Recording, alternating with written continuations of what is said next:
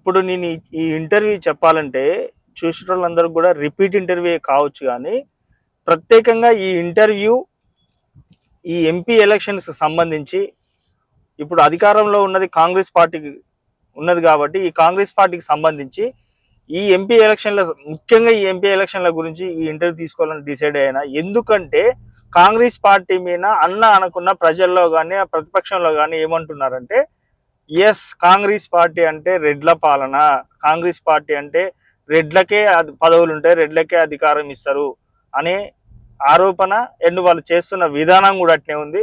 So అందుకనే రెడ్డి సామాజిక వర్గానికి సంబంధించిన కాంగ్రెస్ నాయకుడిని ఇంటర్వ్యూ చేద్దామని డిసైడ్ అయినా ఈరోజు. సో బట్ ఇది ఇంతకుముందు చేసిన వ్యక్తే, బట్ ఎవరిని ఈ టైంలో ఎవరిని ఇంటర్వ్యూ చేస్తే కరెక్ట్ మనకు సమాధానం వస్తుందా అని నేను ఆలోచించి ఈ నిర్ణయం తీసుకున్నా. ఎస్ ఈ ఇంటర్వ్యూ ఒక 2-3 సార్లు అయ్యి ఉండొచ్చు, బట్ అయినప్పటికీ కూడా ఈ వ్యక్తి దగ్గర నేను చాలా విషయాలు తెలుసుకునే ప్రయత్నం అయితే చేస్తాను. ఈ ఇంటర్వ్యూ అనేది చూసిన తర్వాత మీకే అర్థమవుతుంది. రిపీట్ ఇంటర్వ్యూ అయినా సరే ఈరోజు చాలా బ్లాస్టింగ్ ఉంటుంది. వై బికాజ్ ఎందుకంటే సో లిటరల్గా చెప్పాలంటే అన్న అనుకున్న కాంగ్రెస్ పార్టీ మీద ఈ ఆరోపణ అనేది బర్రాబర్ ఉంది. సో అదెందుకు అడిగి తెలుసుకుందాం. ఎందుకంటే కాంగ్రెస్ పార్టీ అధికారంలోకి వచ్చి దాదాపు 110 రోజులు అవుతుంది. సో ఇప్పటి వరకు కూడా ప్రజలకు ఇచ్చిన 6 గ్యారంటీలు అమలు చేయలేదు. సో ఈ 6 గ్యారంటీలు అమలు చేయకపోగా సో ఇంతకుముందు అధికారంలో ఉన్న బీఆర్ఎస్ పార్టీ మీద ఫోన్ టాపింగ్స్ అని అండ్ ఇంకా వేరే వేరే ఆరోపణలు చేస్తూ కాలయాపన చేస్తున్నారు అని చెప్పేసి ప్రజలు అంటున్నారు. ఇప్పుడు ప్రతిపక్ష బీఆర్ఎస్ పార్టీ అంటున్నారు. సో వీటన్నిటికీ సమాధానం చెప్పే వ్యక్తిని ఇంటర్వ్యూ చేద్దామని ఈరోజు నేను డిసైడ్ అయ్యాను. సో ఆ వ్యక్తి కాడికి వెళ్తున్నాను. నిజంగా చెప్పాలంటే వ్యక్తికి నేను చెప్పలే ఇంటర్వ్యూకి వస్తున్నా అని చెప్పి, బట్ సడన్ సర్ప్రైజ్ ఇచ్చి చేద్దామని అనుకుంటున్నా. అన్న నమస్తే. నమస్తే బాగా బాగేనా? చాలా రోజుల తర్వాత ఇంటర్వ్యూ కావాలి మీది. ఇంటర్వ్యూ ఇప్పుడే బయటికి వెళ్దాం చూస్తున్నాం. అర్జెంట్ పనులు 4-5 ఊర్లు తిరిగేది. ఈ మధ్యన చేసినాక మనం మళ్ళీ కావాలి. ఇప్పుడు ఎంపీ ఎలక్షన్లకు సంబంధించి కొన్ని క్వశ్చన్స్ ఉన్నాయి. అంటే ఎస్పెషల్లీగా మిమ్మల్ని ఎందుకు సెలెక్ట్ చేసుకుంటున్నా అంటే మెయిన్ దీని కాన్సెప్ట్ ఏంటంటే కాంగ్రెస్ అంటే రెడ్డి పాలన, రెడ్డిలకే పదవులు ఇస్తురాట. అటైంది రెడ్డిలకే పదవులా? కాంగ్రెస్ పార్టీలో రెడ్డి వాళ్ళకే పదవులు ఇస్తారా, రెడ్డి వాళ్ళకి అధికారం ఇస్తారా అనే విషయం మీద నేను కొన్ని క్వశ్చన్ చేద్దాం అనుకుంటాను మిమ్మల్ని.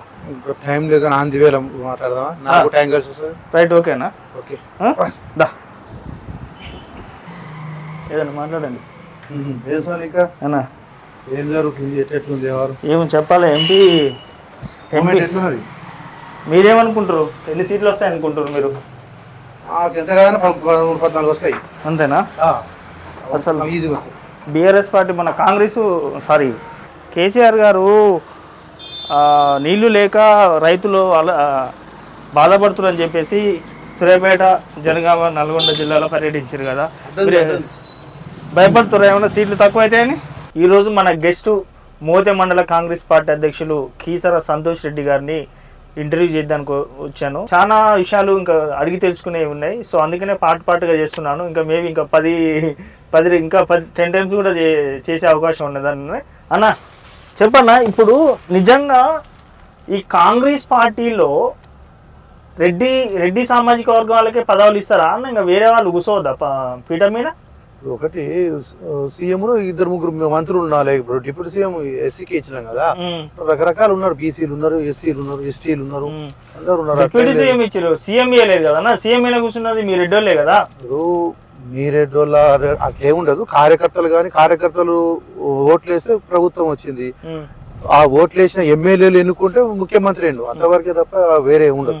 ఇప్పుడు ఎంపీ సీట్లు చూడరా అదన్నా, నల్గొండ ఎవరికి ఇచ్చారు? ఏ సామాజిక వర్గానికి ఇచ్చారు? భువనగిరి ఏ సామాజిక వర్గానికి ఇస్తారు మీరు? సో ఈ టికెట్లలో వేరే వాళ్ళు కూర్చోకూడదా? అంటే ఇప్పుడు తండ్రుల తర్వాత కొడుకుల తర్వాత మనవన్లు, ఇంకా వేరే కొత్త రక్తానికి ఛాన్స్ ఇవ్వరనమాట. ఇంకా ఇప్పుడు భువనగిరి మీరు అన్నారు, భువనగిరి కిరణ్ కుమార్ రెడ్డి, కిరణ్ కుమార్ రెడ్డికి బ్యాక్గ్రౌండ్ ఏం లేదుగా. వాళ్ళ ఫాదర్ గానీ వాళ్ళ తాతలు గానీ ఎమ్మెల్యేలు, ఎంపీలు ఏం లేరు కదా. ఆయన స్వతంత్రంగా కింది స్థాయి నుంచి వచ్చిన వ్యక్తి కదా. ఆయన ఎన్ఎస్ఏ నుంచి మొదలు యూత్ కాంగ్రెస్ మొదలు పెట్టుకుంటే రకరకాల పదవులు చేసిండు. చాలా 20 సంవత్సరాల నుంచి వెళ్ళి రాజకీయాలు ఉన్న వ్యక్తి. ఆయన ఏఐసిసి లెవెల్లో పనిచేసిండు, పిసిసి లెవెల్లో పనిచేసిండు, డిసిసి లెవెల్లో పనిచేసిండు. కాబట్టి ఆయన శ్రమను ఆయన అంటే ఫలితాన్ని గుర్తించి అధిష్టానం టికెట్ ఇవ్వడం జరిగింది. అంతే తప్ప ఈ రాత్రి వచ్చిన వ్యక్తి అంటే అంతకుముందు ఎమ్మెల్యే టికెట్ అడిగిన పోయిన 2009 ఆయన ఎంపీ టికెట్ అడిగిన కిరణ్ కుమార్ రెడ్డి గారు. ఆయన కొన్ని కారణాల వల్ల ఇవ్వలేకపోయినారు. రాజగోపాల్ రెడ్డి గారికి ఇవ్వాల్సి వచ్చింది. 2009 2024 అదృష్టం కలిసి వచ్చింది. అక్కడ నేను వినేదేమి అందరికి తెలిసిన విషయం. అది సూర్యాపేట జిల్లా అధ్యక్షులు చౌటి వెంకన్న యాదవ్ గారు కూడా టికెట్ ఎక్స్పెక్ట్ చేసిరు. చేస్తారు మరి ఇవ్వచ్చు కదన్నా. రెడ్డి అనే తోక ఉంటేనే టికెట్ లేదు. రెడ్డి అనే తోకగా వేరే కాడ కూడా జనరల్ సీట్లలో వేరే వాళ్ళకి ఇవ్వడం జరిగింది. ఎమ్మెల్యే టికెట్ కావచ్చు, వేరే ఏదైనా సరే ఆడ బలాన్ని బట్టో లేకపోతే కొన్ని రాజకీయ కారణాలు ఉంటాయి. అట్లా ఈక్వేషన్స్ లో ఉంటాయి తప్ప ఓన్లీ రెడ్డి అంటే 119 కాన్సెప్ట్ రెడ్డిలు అయితే పోటీ చేయరు కదా. రిజర్వేషన్ కోటగిరిలో కొన్ని ఉన్నాయి. ఇంకా జనరల్ స్థానాలు కూడా అట్లా జనరల్ లా కూడా బీసీలకు ఎస్సీలకు ఇచ్చిన సందర్భాలు ఉన్నాయి. అట్లెట్లుంటది ఇక్కడ చూడరాదన్న. ఇప్పుడు ఉదాహరణకి లాస్ట్ టైం బీఆర్ఎస్ గవర్నమెంట్ ఉన్నప్పుడు సూర్యాపేటలో మున్సిపల్ చైర్పర్సన్ గా జనరల్ సీట్ ని దళిత మహిళకి ఇచ్చారు. మీరు అలాంటివి చేస్తే మంచిగా ఉంటారు కదా. మీరు ఎప్పుడు మీరే పెద్ద పదవి తీసుకుంటే ఆ విషయంలో జగదీశ్వర్ రెడ్డి గారు దళిత జనరల్ సీట్ల గురించి దళిత మహిళకు మున్సిపల్ చైర్మన్ ఇస్తా అని చెప్పకుండా ఎవరైతే జనరల్ అంటే మీరు అన్నట్టుగా ఓసీలలో సావుకారులు కావచ్చు, రెడ్డిస్ కావచ్చు, నెక్స్ట్ బీసీలకు వచ్చరికి యాదవులు, గౌడ్స్ వీళ్ళందరూ పోటీ పడితే వాళ్ళని తప్పించడం కోసం ఆమెను పెట్టిరు తప్ప ఆమె ప్రేమతోనో లేకపోతే ఎస్సీల మీద ప్రేమతోనో పెట్టలే. సో ఇప్పుడు ముఖ్యంగా చూసుకున్నట్లయితే ఎలక్షన్లు అసెంబ్లీ ఎలక్షన్ గెలిచిన తర్వాత మాకు సరిపోతారు, మా బలం మాకు సరిపోద్దాయి, మీ ఓవర్ని చేర్చుకోమనే స్టేట్మెంట్లు విన్నాం మేము. ఇప్పుడు ఎంపీ ఎలక్షన్లు రాగానే గేట్లు లేపినాం, ఇక రాండి మేము చేర్చుకుంటాం అంటే మీ బలం అప్పుడే వీక్ అయిపోయిందని మీరే డిసైడ్ అయినా ఇంకా వేరే వాళ్ళు బయట వచ్చి మిమ్మల్ని గెలిపియాలా? ఇప్పుడు ఒకటి బలహీనత అనేది కాదు. ఇక్కడ మేము అన్న వాస్తవం ఇప్పుడు కూడా దానికి కట్టుబడి ఉన్నాం. కాకపోతే ఏంటంటే కేసీఆర్ ఫ్యామిలీ కానీ ఇంకా వాళ్ళ అనుచరులు ఎవరు కూడా 100 రోజుల ప్రభుత్వం గోళ్ళు కొడతాం లేదా అప్పుడు ఎంపీ ఎలక్షన్ తర్వాత ప్రభుత్వం కూలిపోతాం అంటారు. ఎవరన్నారు అది? చాలా మంది శ్రీహరి అన్నారు. కడియం శ్రీహరి అన్న అతన్నే మళ్ళీ తీసుకొచ్చి ఈ రోజు మీరు మీ కాంగ్రెస్ పార్టీలో పెట్టుకొని మళ్ళీ ఎంపీ టికెట్ ఇచ్చారు మీరు. అంటే ఇదంతా ఒక డ్రామా నడిపించారా? కడియం శ్రీహరి గారికి కూడా అర్థమైంది. కడియం శ్రీహరి గారు కూడా ఏంటంటే ఎంపీ టికెట్ కన్ఫామ్ అయినాక ఎవరు పార్టీ మారరు. ఎందుకంటే అది చిన్న పార్టీ కాదు, టీఆర్ఎస్ పార్టీ 10 సంవత్సరాలు గవర్నమెంట్ లో ఉన్న పార్టీ. అతను కూడా 2-3 సార్లు మంత్రి అయ్యిండు, 4-5 సార్లు ఎమ్మెల్యే గెలిచిండు, ఎమ్మెల్సీ కూడా ఉన్న దాకా ఎన్నున్న వ్యక్తి. అంటే అటువంటి వ్యక్తి కూడా కాంగ్రెస్ ఎక్కువ స్థానాలు గెలుస్తుంది, మనం టీఆర్ఎస్ పార్టీ తరఫున పోటీ చేస్తే గెలవు అనే భయంతో ఆయన వచ్చింది తప్ప మేము ఒకవేళ ఆయన ఏదో ప్రలోభ పెట్టో లేకపోతే భయపెట్టో లేకపోతే మాకు క్యాండిడేట్ లేడు అనుకుంటే మేము ఫస్ట్ చేసుకుంటాం కదా. క్యాండిడేట్ లేరు మరి ఎందుకు లేరు? సాంబయ్య గారు మాజీ ఎంపీ రాజా గారు, సాంబయ్య గారు దయాకరు నిన్న వచ్చిన వ్యక్తి అంటే చాలా మంది పోటీ పడుతున్నాడా. ఇప్పుడు వరంగల్ ఎంపీ టికెట్ ఎవరికి ఇచ్చారన్నా? కావ్యకి ఇచ్చినాం. మొన్నటిదానికి ఏ పార్టీలు ఉందన్నా? అవును, ఏ పార్టీ నుండి బ్రో? వేరే పార్టీ నుంచి వచ్చిన రాత్రి అయిన వాళ్ళుగా లేరా? మీ కాంగ్రెస్ పార్టీలో వరంగల్ ఎంపీ సీటుకు క్యాండిడేట్ దొరకక గతి లేక బీఆర్ఎస్ పార్టీ నుంచి వచ్చిన కావ్యకి టికెట్ తప్పది. కావ్యకి టికెట్ ఇచ్చిన సందర్భం వేరాడా? ఎట్లీస్ట్ పారాషూట్ వేసుకొని వచ్చిన మొన్నటి దాకా కేసీఆర్ జై మాకు కార్ గుర్తుకు ఓటేయాలి. ఒక ఇంటర్వ్యూలు చూసిన కావ్య గారి ఇంటర్వ్యూ చూసిన నేను. ఊకే ఏమనుకుంటారు కార్ అంటే ఒక యాంకర్ అడిగిండు, మీరు తుప్పు పట్టిన కార్లా ఎందుకు ప్రయాణిస్తురండి, మునిగిపోతున్న పడవలు ఎందుకు కూర్చుంటారు అంటే కేసీఆర్ అంటే ఏమనుకుంటున్నావు, బీఆర్ఎస్ పార్టీ అంటే ఏమనుకుంటారు, అంత ఈజీ కాదు కేసీఆర్ తో పెట్టుకున్నట్టనా, కేసీఆర్ అని భజన చేసిన వాళ్ళని ఈరోజు తీసుకొచ్చి అంటే ఇప్పుడు ఏం క్లియర్ కట్ ఏమర్థం అవుతుందంటే ఎంపీ ఎలక్షన్ లో కాంగ్రెస్ పార్టీకి అభ్యర్థులు పెడడానికి గతి లేక కేసీఆర్ వ్యక్తులను తీసుకొచ్చి టికెట్లు ఇచ్చుకుంటారా మీరు? ఓకే సరే, ఇవాళ మేము 2-3 ఎమ్మెల్యేలు లేకపోతే మాజీ ఎంపీలు 2-3 రాగానే మీరు మీడియా వాళ్ళు కూడా అవతల పార్టీ కన్నా ఎక్కువ మీరు అడావుడు చేస్తారు. ఎక్కలేని బాధ. ఇది మాత్రం ప్రతి ఒక్క రాజకీయ నాయకులు ఇప్పుడు ఇదే మీడియా 10 సంవత్సరాలు వాళ్ళకి 63 గెలిచి 103 పోయినప్పుడు ఏం చేసారు మీరు?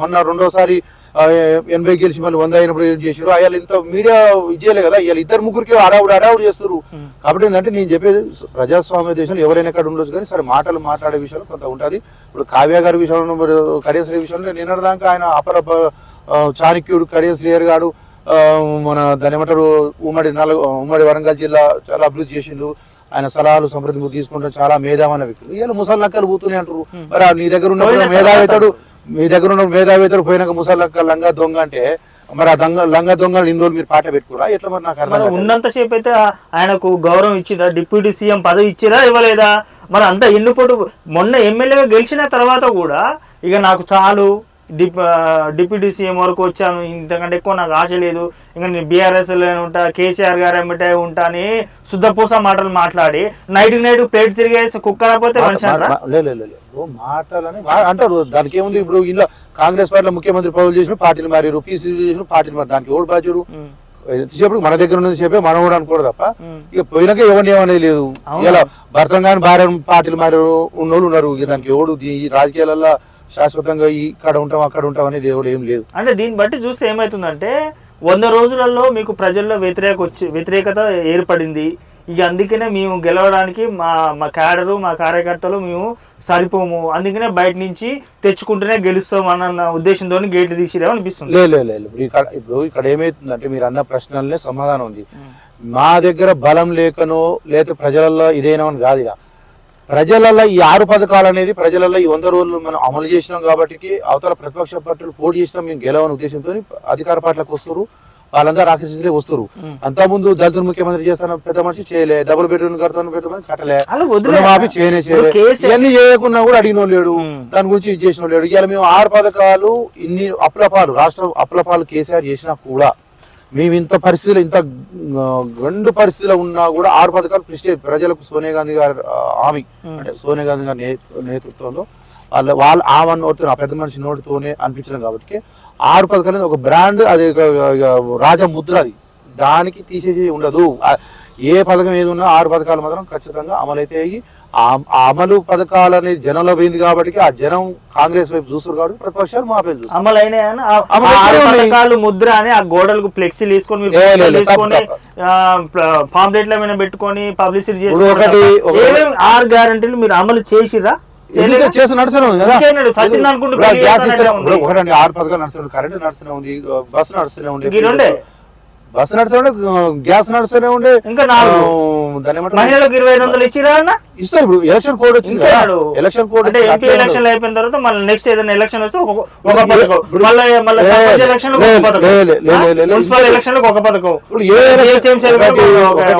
ఇప్పుడు ఏప్రిల్ వచ్చింది ఇప్పుడు 3 నెలలు అయిపోయింది అంటే ఇప్పుడు ప్రభుత్వం నుంచి కరెక్ట్గా 4 నెలలు కాకపోతే ఇంకో 2 నెలలు 3 నెలలు ఎలక్షన్ కోడ్ ఉంటుంది అంటే ఎంపీ తర్వాత మీరు అన్నట్టుగా మున్సిపాలిటీ డీసీసీలో లేకపోతే ఇంకే రకరకాల ఎలక్షన్ గ్రామ పంచాయతీ ఇవన్నీ 3 రోజులు 4 నెలలు ఉంటాయి అవతల ఇంకా నీకు 4.5 ఏళ్ళు ఉంటుంది ఈ ఎలక్షన్ కోడ్ పోయినాక పరిపూర్ణంగా ఈ పథకాలు అనేది ఖచ్చితంగా అమలు చేస్తాం మీరు 100 రోజుల్లో కంప్లీట్ చేస్తామని చెప్పారు 100 రోజులలో పథకాలు పట్టాలు ఎక్కిస్తామని చెప్పినాం పట్టాలు కాదు కదా మట్టి రోడ్ కూడా ఎక్కలే తప్పది ఎందుకంటే గ్రౌండ్ లెవెల్ అనుకోండి ఇప్పుడు మన ఇద్దరం అనుకుంటే కాదు కదా గ్రౌండ్ లెవెల్ ఏంటి అన్న ఒకసారి చెప్పండి నాకు ఇప్పుడు ఒకటి 200 యూనిట్లు free okay bus okay 500 gas cylinder ఇంకా మహాలక్ష్మి పథకం ఇప్పుడు వచ్చి మీరు గెలిచి రుణమాఫీ ఒకటి ఉన్నది డిసెంబర్ 9వ తారీఖు నాడు గెలవగానే మీరు ఇప్పుడు ఏమన్నారు 3వ తారీఖు నాడు ఎలక్షన్ రిజల్ట్ వస్తుంది 9వ తారీఖు నాడు మీ ఎమ్మడే మాఫీ చేస్తాం 2 లక్షల రూపాయలు మీరు గబా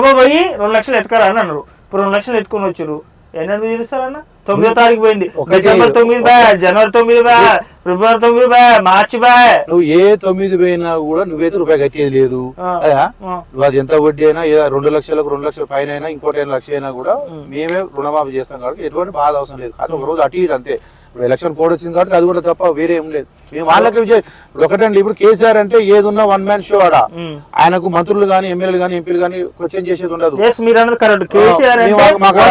ఖచ్చితంగా ఆయన ఎవరికి సమాధానం చెప్పాల్సిన అవసరం లేదు ఈ రోజు మీరు ఏం చేయాలన్నా కూడా మీరు ఏ చిన్న పని చేయాలన్నా కూడా ఢిల్లీ కూర్కాలి ఏ పని చేసినా కూడా ఢిల్లీ కాడ పోవాలి చెప్పి రావాలి ఢిల్లీ ఫ్లైట్ ఎక్కాలి ఢిల్లీకి రావాలి ఫ్లైట్ ఎక్కాలి ఢిల్లీ పోవాలి ఫ్లైట్ ఎక్కాలి ఢిల్లీకి పోవాలి ఓకే అయితే ఒక కుటుంబంలో పిల్లలు ఉన్నారు ఏదైనా చదువుకోవాలన్నా ఇంకేదైనా చేయాలన్నా తల్లిదండ్రులు అడిగి చేస్తారా లేదా ఉత్తనే ఎవరి సక్కన వాడు ఓన్ పెత్తన వాడు ఉంటారు ఇక్కడ తండ్రి ఏమంటున్నాడు కదా. కాబట్టి ఏంటంటే తల్లిదండ్రి అనేది అధిష్టానం, అధిష్టానం తల్లిదండ్రులు లాంటిది.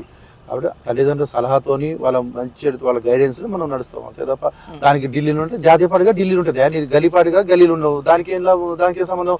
నిన్నగా నువ్వు బీఆర్ఎస్ చేసినావు కదా, నువ్వు జాతీయ పార్టీని పెట్టుకున్నావు కదా, మరి నువ్వు వాడు కూడా ఆడవడం ఏ రాష్ట్రానికి ఆ రాష్ట్రం, హైదరాబాద్ ఉండేది ఏంది, ఢిల్లీ అందుబాటులో ఉన్న వాడు అంటాడు కదా వేరే రాష్ట్రం. కాబట్టి ఇవన్నీ ఒక అనేటప్పుడు మనం అది తప్ప గొప్ప అనొచ్చా అని రాదా, తగులుతుందా పగులుతుందా అని చూసుకోవాలి. ఉత్తరంటే ఎట్లా కూడా ఢిల్లీ పార్టీ అంటే జాతీయ పార్టీ అండి, జాతీయ పార్టీ ఢిల్లీ ఉండకపోతే ఆటోకి వెళ్ళి. సరే ఒక స్టేట్ లెవెల్ వరకు తర్వాత సంగతి అన్న. ముందుగా ఇప్పుడు మన మీ మండలం వైజ్గా చూసుకున్నట్లయితే, నియోజకవర్గం వైజ్గా చూసుకున్నట్లయితే 10 సంవత్సరాల నుంచి అని అధికారం లేదు కాంగ్రెస్ పార్టీకి.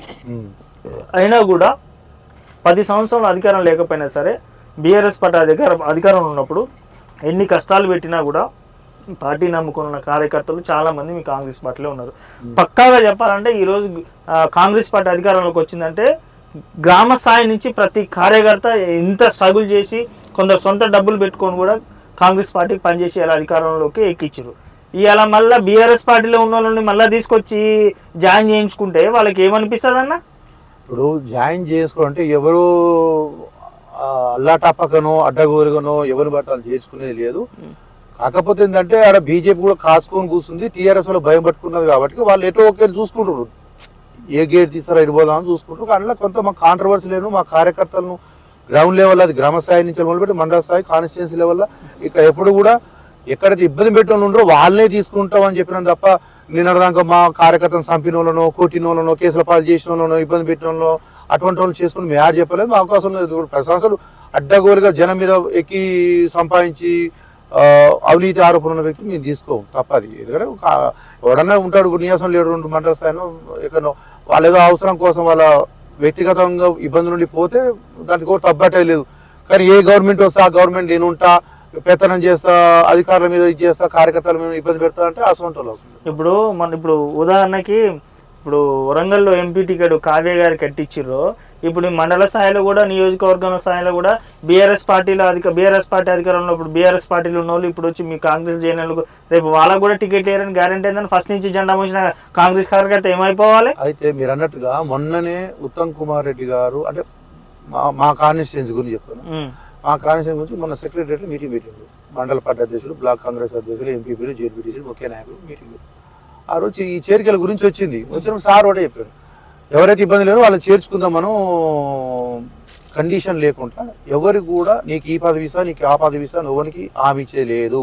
ఫస్ట్ ప్రిఫరెన్స్ ఫస్ట్ నుంచి పార్టీలో ఉన్న వాళ్ళకు, సెకండ్ ప్రిఫరెన్స్ మన ఎలక్షన్ ముందర వచ్చిన వాళ్ళకు, మిగతా ఏమైనా ఉంటే మంచిగా వచ్చేవాడో కాంట్రవర్సీ లేని ఉంటే మీకు అడ్జస్ట్మెంట్ ఉంటే రేపు చేరేటోరికి అన్నట్టు చెప్పింది తప్ప మీరన్న దానికి ఎటువంటి కార్యకర్తలు పాత వాళ్ళు ఎవరు కూడా కష్టపడ్డ వాళ్ళు నష్టపోయిన వాళ్ళు ఎవరు కూడా భయపడిన అవసరం లేదు, బాధపడిన అవసరం లేదు. సార్ చాలా క్లియర్ గా చెప్పిండు. ఫస్ట్ నుంచి ముఖ్యంగా ఈ 10 సంవత్సరాలు కష్టకాలం ఉన్నప్పుడు నష్టపోయిన వాళ్ళు ఎవరు కూడా వాళ్ళకి ప్రిఫరెన్స్, అలా నో డౌట్. అదే ఎక్కడో అక్కడ చిన్న చిన్న ఒకటి ఇద్దరు జారుతారు. సరే ఆ విషయం మీ జాగ్రత్త కూడా అయిపోయాయి. అంటే ఇప్పుడు ఇళ్ళ వర్గాలు కూడా స్టార్ట్ అయినాయి కదన్నా. ఇప్పుడు కొత్త వర్గం, పాత వర్గం, కాంగ్రెస్ లో జాయిన్ అయిన వాళ్ళు ఫస్ట్ నుంచి ఉన్న వాళ్ళకు ఒక వర్గం, ఇప్పుడు కొత్తగా జాయిన్ అయిన వాళ్ళు ఒక వర్గం, వాళ్ళు వెడముఖం పొడిముఖం లెక్క తిరుగుతున్నారు అంటే మీ మండలంలో. మా మండలంలో అట్లేం లేదు, అంతా మంచిగా ఉన్నాం, అట్లేం లేదు. అంతా ఇప్పుడు వచ్చిన వాళ్ళు కూడా ఫస్ట్ నుంచి లేదు టీఆర్ఎస్ ఆవిర్భావ సభ్యులు కాదు కదా, కాంగ్రెస్ నుంచి పోయిన వాళ్ళు కొత్త చుట్టాలి. మళ్ళీ మీ ఇప్పుడు ఇవాళ వచ్చిరని చేర్చుకుర్రు, రేపు మళ్ళీ మీ అధికారం కోల్పోతే మేము ఎప్పుడు గ్యారెంటీ ఉందా అన్న? ఇప్పుడు నేను ఇందా చెప్తాను కదా, మొగన్ కానీ పిల్లలు పార్టీ మారే రోజులు, ఈ అన్నను కానీ తమ్ముడు కొడుకు కానీ అన్న తండ్రిని కానీ కొడుకు భార్య, ఇప్పుడు ఎవరి చేతులు ఎవరు ఉంటాడు కానీ వాడిని బుద్ధి అనుకుండాలి. జనంలో ఒకసారి ఆ పేరు పడ్డది అనుకోండి, ఏదో అలా పోతారు అన్నప్పుడు జనమే వాళ్ళను చీదరించుకుంటారు, పక్కన పెడతారు. అంతే, అది వాళ్ళు తెలివి అనుకుంటారు. కొంతమంది మీరు అన్నట్టుగా ఏదొస్తుంది పోదాం, అల్ల పదవులను పోదాం, పైసలు సంపాదిద్దాం అనుకుంటారు ఉంటారు కానీ వాళ్ళకు జనమే ఓటరే బుద్ధి చెప్తారు. సో ఇప్పుడు నాకు అర్థం కాదు, బాగా ఒక విషయం నేను బాగా గమనించిన కాంగ్రెస్ పార్టీకి సంబంధించి అప్పుడప్పుడు కాయదేపు మాట్లాడతారా అన్న, నాకు అర్థం కాదు. ఎవరు? మీ ముఖ్యమంత్రి రేవంత్ రెడ్డి గారు కానీ కొందరు నాయకులు కానీ. ఇప్పుడు ఇది మన మల్కాజ్గిరి మీటింగ్ లో కొడకల్లారా తొక్కి బట్టి పేగులు మెడకేసుకొని తిరుగుతా మా జోలికి వస్తే ప్రతిపక్షంలో ఉన్నప్పుడే మేము తగ్గలేదు, ఇప్పుడు అధికార పక్షంలో ఉన్నామని వార్నింగ్లు ఇస్తున్నారు. ఇప్పుడు అధికారం ఉన్నంత మాత్రాన మీకేమన్నా వెయ్యేనుగుల బలం వస్తుందా, లేకపోతే అవతల ఉన్నోళ్ళు మీకు ఆపోజిషన్ పార్టీలో ఉన్నోళ్ళు ఏమన్నా వీళ్ళు మాత్రమే తక్కువ వాళ్ళన్నా, వీళ్ళు మాత్రమే గాలి తీసుకొని కూర్చుంటారా? మీరు తొక్కుబట్టి పేగులు మెడకేసుకొని కూర్చొని తిరిగితే ఇప్పుడు ఒకటండి, ఆ మాట ఎందుకు వచ్చిందో సందర్భం ఏందో మీకు కూడా తెలుసు. అది ఇప్పుడు ఈ 10 సంవత్సరాలు వాళ్ళు చేసిన పని అదే కదా. అటగులు మాట్లాడే ఒక ముఖ్యమంత్రి స్థాయి ఉండి కూడా ముఖ్యమంత్రి పదవికి విలువ ఇవ్వకుండా ఒక ఏదో గ్రామ పంచాయతీ కాడ ఏదో మాట్లాడి నిండు అసెంబ్లీలో కూడా పీకనీ కోసం ఇటువంటి మాటలు మాట్లాడినప్పుడు అప్పుడు ఎవరు క్వశ్చన్ చేయలేదు, ఎవరు దానికి చేయలేదు. అప్పుడు ఆహాహా కేసీఆర్ చానికి కూడా చాలా తెలియకలడు అది అన్నారు. దానికి మళ్ళీ తెలంగాణ యాస భాష అట్టే ఉంటది, అది మాకు అలవాటని ఓ తీరు మళ్ళీ దానికి వెనకేసుకోవచ్చు. మరి ఇవాళ తీరుతోరుగా తెలంగాణ కాదా, ఇది తెలంగాణ భాష కాదా? జనానికి అర్థమయ్యేటట్టు జనం అదే కోరుకురు. కేసీఆర్ అలవాటు ఏర్పారు అట్లా. అదే ఇప్పుడు ముందల్లాగా సక్కపోతే వెనకనాగా సక్కగా. సో టోటల్ గా మీరు ఏమంటారు అంటే కేసీఆర్ మీ గాడ్ ఫాదర్ అంటారు. ఎవరు ఫాదరు? మీ కాంగ్రెస్ కు మీరు ఇప్పుడు అంటారు కదా, కేసీఆర్ ను చూసే నేర్చుకుంటున్నాం, కేసీఆర్ మాట్లాడే విధానం బాగలేదు, కేసీఆర్ పద్ధతి బాగలేదనే ఇంట్లో కూర్చోబెట్టారు. మీరు మంచి వాళ్ళని ఎక్కిస్తారు, మీ మాటలు మీరే. ఒకటి కేసీఆర్ లాంగ్వేజ్ కేసీఆర్ కాదు. ఇప్పుడు నువ్వు ముస్లిం ఉన్నావు అనుకో, నీకు తెలుగు రాదు, నీకు ఉర్దూలో చెప్తేనే అర్థమవుతుంది. కాబట్టి కేసీఆర్ కూడా అంతే, ఆయన భూతపురాణం మాట్లాడే వ్యక్తి. కాబట్టి ఆ భూతపురంలో రిటర్న్ కొడితేనే ఆయనకు అర్థమవుతుంది, లేకపోతే అర్థం కావట్లే. అది దానికోసం తప్ప ఇప్పుడు అమెరికాలో తీసుకొచ్చి తెలుగులో చెప్తే వాళ్ళకి అర్థమైందా? కేసీఆర్ కూడా అంతే, ఆయన లాంగ్వేజ్ లో మాట్లాడితేనే అర్థమవుతుంది. అందుకోసం మాట్లాడితే తప్ప అందరు తిట్టట్లేదు, అందరు అనట్లేదు కదా. వాళ్ళు రెచ్చగొట్టే మాటలను బట్టో, ఆ రెచ్చగొట్టే చేష్టలను బట్టో, ఆ సమయం సందర్భాన్ని బట్టే అటువంటి వస్తే తప్ప పొద్దున్న లేసి అదే భూత పురాణం మాట్లాడలేదు, ఎవరైనా చేయట్లేదు కదా. సార్ మీ భూత పురాణం తర్వాత కొంచెం పక్కన పెడతాము. ఇప్పుడు మీ 6 గ్యారెంటీలు 420 హామీలు వీటి మీద దృష్టి పెట్టకుండా గదేదో ఫోన్ ట్యాపింగ్ చేసిర్రు, కాళేశ్వరం పలికి పచ్చవారింది, కవిత మద్యం కేసు, ఇవన్నీ తీస్తారు దేనికన్నా? అంటే మీ పథకాలు అడగకుండా మమ్మల్ని ప్రజలు మ్యానిపులేట్ చేస్తున్నా మీరు? ఇప్పుడు కాళేశ్వరం ప్రాజెక్టు ఆయన ఏదో అన్నట్టు మీరు కూడా అదే అంటారు. కాళేశ్వరం ప్రాజెక్టు కేసీఆర్ ఏమన్నా ఇంటికాడ 10 ఎకరాల అమ్మి కట్టినా, 100 ఎకరాల అమ్మి కట్టినా, లేదా ఆపుసోపు తెచ్చి, అది ప్రజాధనం. అది ప్రజాధనం అందుకని చెప్పే ప్రజాధనం దుర్వినియోగం అయిందాడా? ఆ ప్రజాధనం దుర్వినియోగం కాకుండా ఆ పెట్టే 1,00,000 కోట్లు ఆయన టాప్ కోట్ చెప్తుంటాడు, 80,000 కోట్లు కాసేపు అంటాడు, కాసేపు 1,00,000 కోట్లతో అంటాడు. ఆ ప్రజాధనం దుర్వినియోగం కాబట్టి దాని మీద ఎంక్వైరీ చేయాలి. ఎవరైతే ముద్దాయిలు ఆ దోషులు వాళ్ళకి శిక్ష పడాలని చేస్తున్నాం. అంటే ఈయన వచ్చినప్పుడు 1,00,000 కోట్లు దొక్కుపోయి, ఆయన వచ్చిన 1,00,000 కోట్లు, మరి ఎవరికి అప్పు సోపోయేది నీకు నాకే కదా. అవునన్నా ప్రాజెక్టులు అన్న తర్వాత చిన్న చిన్న రిపేర్ గేట్ పోలేదా అన్న? ఒక నిమిషం. ఇప్పుడు మూసి మీరు అన్నట్టు మూసి గాని, శ్రీశైలం గాని, నాగార్జున సాగర్ గాని, శ్రీరామ్ సాగర్ గాని, డిండి గాని, ఇట్లా రకరకాలు చెప్పుకుని పోతే కాంగ్రెస్ హయాంలో కట్టిన ప్రాజెక్టులు చాలా ఉన్నాయి. ఆ ప్రాజెక్టులలో ఏ ఒక్క ప్రాజెక్టు కూడా 6 నెలలకో సంవత్సరానికో పర్యభాషుడు కానీ గేటు బోర్డు కానీ కాలేదు. అదే ఫస్ట్ టైం ఒక స్పెషలిస్ట్ ఇంజనీర్ కేసీఆర్ అంటే కూర్చొని అక్కడ కుర్చేసం కట్టడం వల్ల ఇట్లయింది. అదే దానికి మేము ఎంక్వైరీ చేస్తామంటే మీరు ఎందుకు భయపడుతున్నారు? అదొకటి. దానికి అంటారు కేటీఆర్ అంటారు చిన్న చిన్న ప్రజాస్వామ్యం అంత 1,00,000 కోట్లు ఆగమైపోతుంటే చిన్నది కాదు అది. ఒక రోజు కానిస్టేబుల్ హోంగార్డ్ ఒక దగ్గర 100 రూపాయలు తీసుకుంటే మనం సస్పెండ్ చేస్తున్నాం. మరి నిన్నేం చేయాలి? ఒక చిన్న ఉద్యోగస్తులు 100, 200, 1000 లంచం తీసుకుని సస్పెండ్ చేస్తున్నారు, కొంతమంది డిస్మిస్ చేస్తున్నారు. మరి ఆయనకు నీతి మీకెందుకు ఉండదు? హరీష్ రావు గారు ఏమన్నారు అసెంబ్లీలో, బర్ర కుల్లం మాట్లాడదాం బాయ్. కాంగ్రెస్ పార్టీ అధికారంలో ఉన్నప్పుడు నీళ్ళు ఎందుకు రాలేదు, బిఆర్ఎస్ పార్టీ అధికారంలోకి వచ్చిన తర్వాత నీళ్ళు ఎట్లా వచ్చినాయి, రైట్ బరాబర్ పబ్లిక్ లో కూర్చొని మాట్లాడుకుందాం. చిన్న ఈ యొక్క తేడా చాలు కదా. అయితే ఒకటి గుర్తుపెట్టుకోండి, నీళ్లు అనే దాని మీద వస్తువరకే ఆయన చంద్రబాబు నాయుడు ముఖ్యమంత్రి ఉన్నప్పుడు కూడా కరువు వచ్చింది. తర్వాత రాజశేఖర రెడ్డి గారు ముఖ్యమంత్రి కానీ వర్షాలు వచ్చినాయి, మంచిగా పంటలు కానీ. తర్వాత రాజశేఖర రెడ్డి గారు ప్రాజెక్టులు కట్టే విషయాలు కానీ కాలువలు తీపించేవని ఉన్నది. ఆయన కాంగ్రెస్ ప్రభుత్వంలో చేసిన ప్రాజెక్టులు, తర్వాత రాజశేఖర రెడ్డి గారు వచ్చినాక తీసినాక కాలువలు, ఈ రెండింటితోనే రైతులు అన్నం ముద్ద నోట్ల పోతుంది. కేసీఆర్ వచ్చినాక ఏమైందంటే వర్షం పడితే ప్రాజెక్టులు నింటే కాలువలతో నీళ్లు పోతే తప్ప నువ్వు చేసింది ఏముంది? నువ్వు కట్ట కార్యాచరణ కడితే ఆగమైపోయా, నువ్వు నువ్వు ఏం చేసినట్టు చెప్తే ఎట్లా కుడుతుంది? అంటే ఇప్పుడు మీరు మొత్తానికి ఏమంటారు అంటే కాంగ్రెస్ వస్తే కరువు వస్తుంది, కేసీఆర్ వస్తే వర్షాలు వస్తాయి అంటారు. రాజశేఖర్ ఉన్నప్పుడు అయింది కదా, ఇప్పుడు కాంగ్రెస్ కరువు వచ్చేది నీ పీరియడ్లోనే. డిసెంబర్ లో గవర్నమెంట్ వచ్చింది, వర్షాలు ఎప్పుడు పడ్డాయి? వర్షాలు ఎప్పుడు పడతాయి? జూలై నుంచి పడతాయి, జూలై నుంచి అక్టోబర్ నవంబర్ దాకా పడతాయి. మరి కరువు అప్పుడే కదా, నీ పిల్లలే వర్షాలు పడలేదు కదా, అప్పుడు వర్షాలు పడకపోవడం వల్ల ఇప్పుడు ఈ కరువు వచ్చింది.